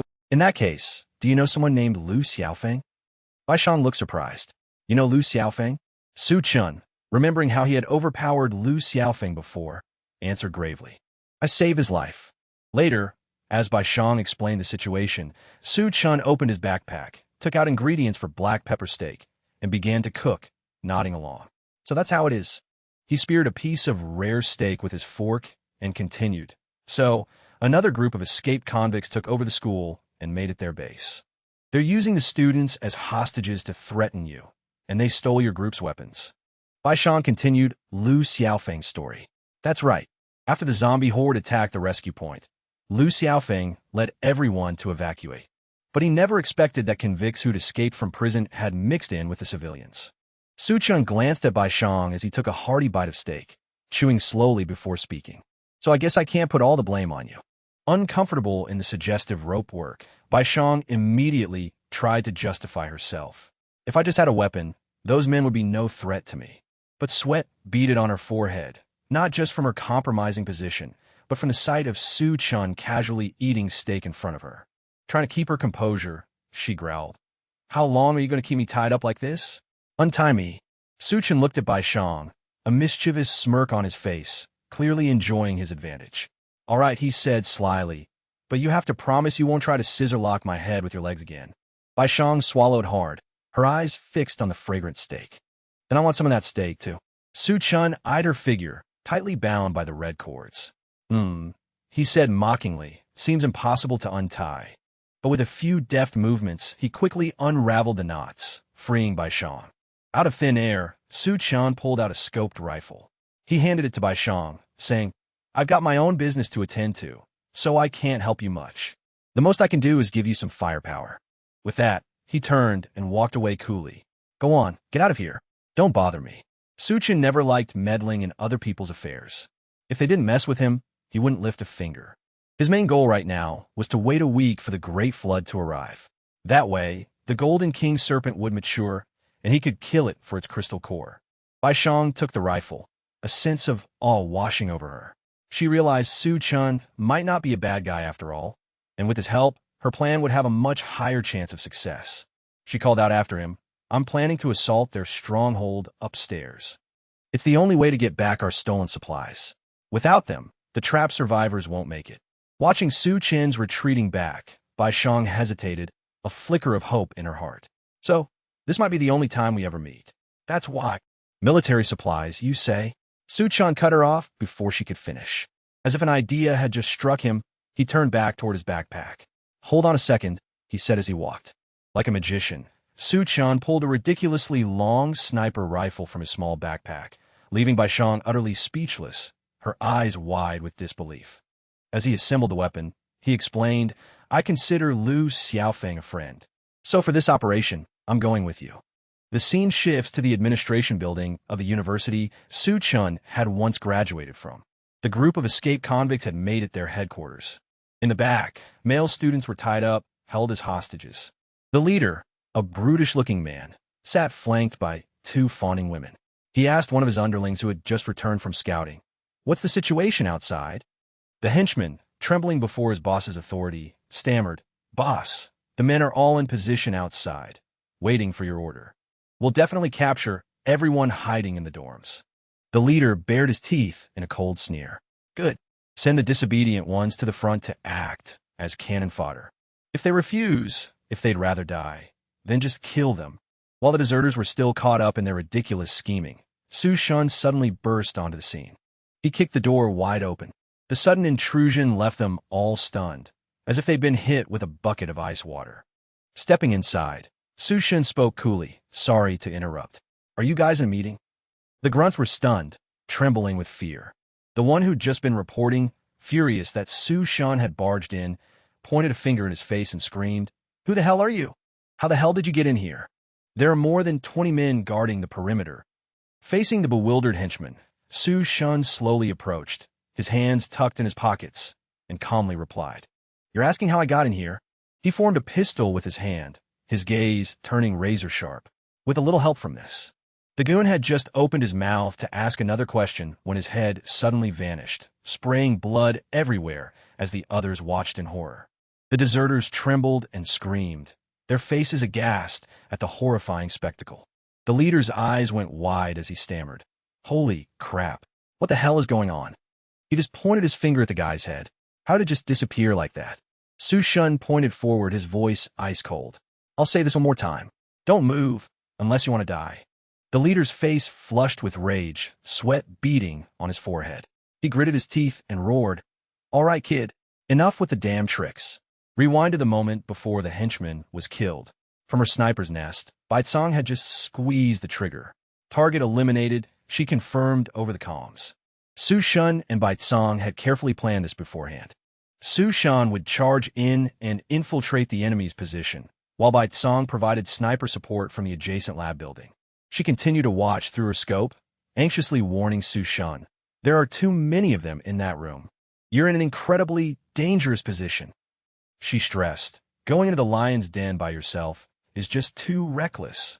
Baitsong remembered when Su Shan first proposed the plan, asking only for her to provide cover from a distance. He had said, "Just take this sniper rifle, get into position in the building across the way, and cover me. I'll head over there myself and draw them out. When I give the signal, you take down the target I point to." Looking back, Baitsong was filled with regret. "I can't believe I actually agreed to this." She scrambled down the stairs with all her might, yelling in her comms, "Su Shun, you have to stall for time. I'm coming to get you out of there right now." As Baitsong raced against time, the leader's command crackled through her earpiece. "Kill that brat for me." Baitsong gritted her teeth and cursed. "Damn it, it's too late." She pushed herself to run even faster, her eyes bloodshot as she screamed, "Damn it." Believing Su Shan was already dead, she cursed herself for ever agreeing to his insane plan. The moment she reached the deserter's hideout, Baitsong raised her weapon, aimed it into the room, and roared in fury, "Su Shun, I'm here to avenge you." But the scene that greeted her was the complete opposite of what she'd imagined. Every last one of the deserters, from the leader down to his lackeys, had been taken down by Su Shun. They were sprawled across the floor, unconscious, like trees snapped in a hurricane. Su Shun, still holding the unconscious leader by the throat, lifted him into the air and said calmly, "You're late." There wasn't a single military supply to be found. After clearing out the administration building and taking down the gang, Su Shun had stashed all of the supplies in his dimensional space, like a collector storing away his trophies. He then coldly announced to the defeated thugs, "For the time being, I'll be holding on to everything here. Later on, if you guys are still breathing and decide to live a little more honestly, who knows? If I'm in a good mood, I might even give you some back." But life is rarely that simple. The leader of the death row convicts was barely clinging to life, his body dangling in the air as Su Shan's hand gently held him by the throat. He gasped for air, using what little breath he had left to make a threat. "You, Su Shan, you bastard. You can't kill me. If you do, the person backing me, they won't let you get away with this." He thought being a death row inmate made him a big shot, but after meeting Su Shan, he was literally at death's door. Su Shan tightened his grip. A sharp crack echoed from the leader's neck, turning his threat into his final words and sending him straight to the afterlife. His face in a motionless mask, Su Shan declared, "Don't worry. The people you work for will be joining you very soon." Back in the present, Baishang had just rushed over from the opposite building to save Su Shan, only to witness an unbelievable sight. The convicts lay scattered across the floor, while Su Shan calmly finished off the last one. She froze, stammering, "All these people, did you kill them all?" Su Shan quickly played it down. I work out regularly. Besides, all the supplies in this area were already gone. These guys were probably starving to the point of exhaustion." Baishang nodded along. His explanation made a strange kind of sense in an apocalypse, where anything was possible. But her curious nature and her duty as a member of the Shanghu team compelled her to ask, "But who could have taken their supplies? Was someone else here? If this area is completely cleared out, what are the other students going to do?" Sushin didn't answer. "If I have to, I can share some supplies from my pocket dimension, but first I need to see what they're made of." This school, a place he once attended, was as familiar to him as a map etched into his mind. And by dealing with that gang of convicts, he'd managed to squeeze out quite a bit of information. He turned and walked out the door, calling over his shoulder to Bai Shang. "Let's go. We're heading to the girls' dorm." Bai Shang, still reeling for what she'd just seen, asked blankly, "Huh? Why the girls' dorm now?" She asked, hurrying to keep up with him. He glanced back slightly and explained, "While I was taking care of business, I managed to get some answers out of them. Lu Xiaofeng and the other students are all gathered over in that area." The scene shifts back inside the room, where Su Shun had just dealt with a crew of convicts. Bodies hung from a ceiling. But then, one of Theme Uro, a womaness Uro, suddenly stirred with an unnatural sound. Her eyes snapped open, a haunting gaze that seemed to have witnessed everything from start to finish. Outside the administration building, a masked convict with a sharp bad boy haircut gritted his teeth.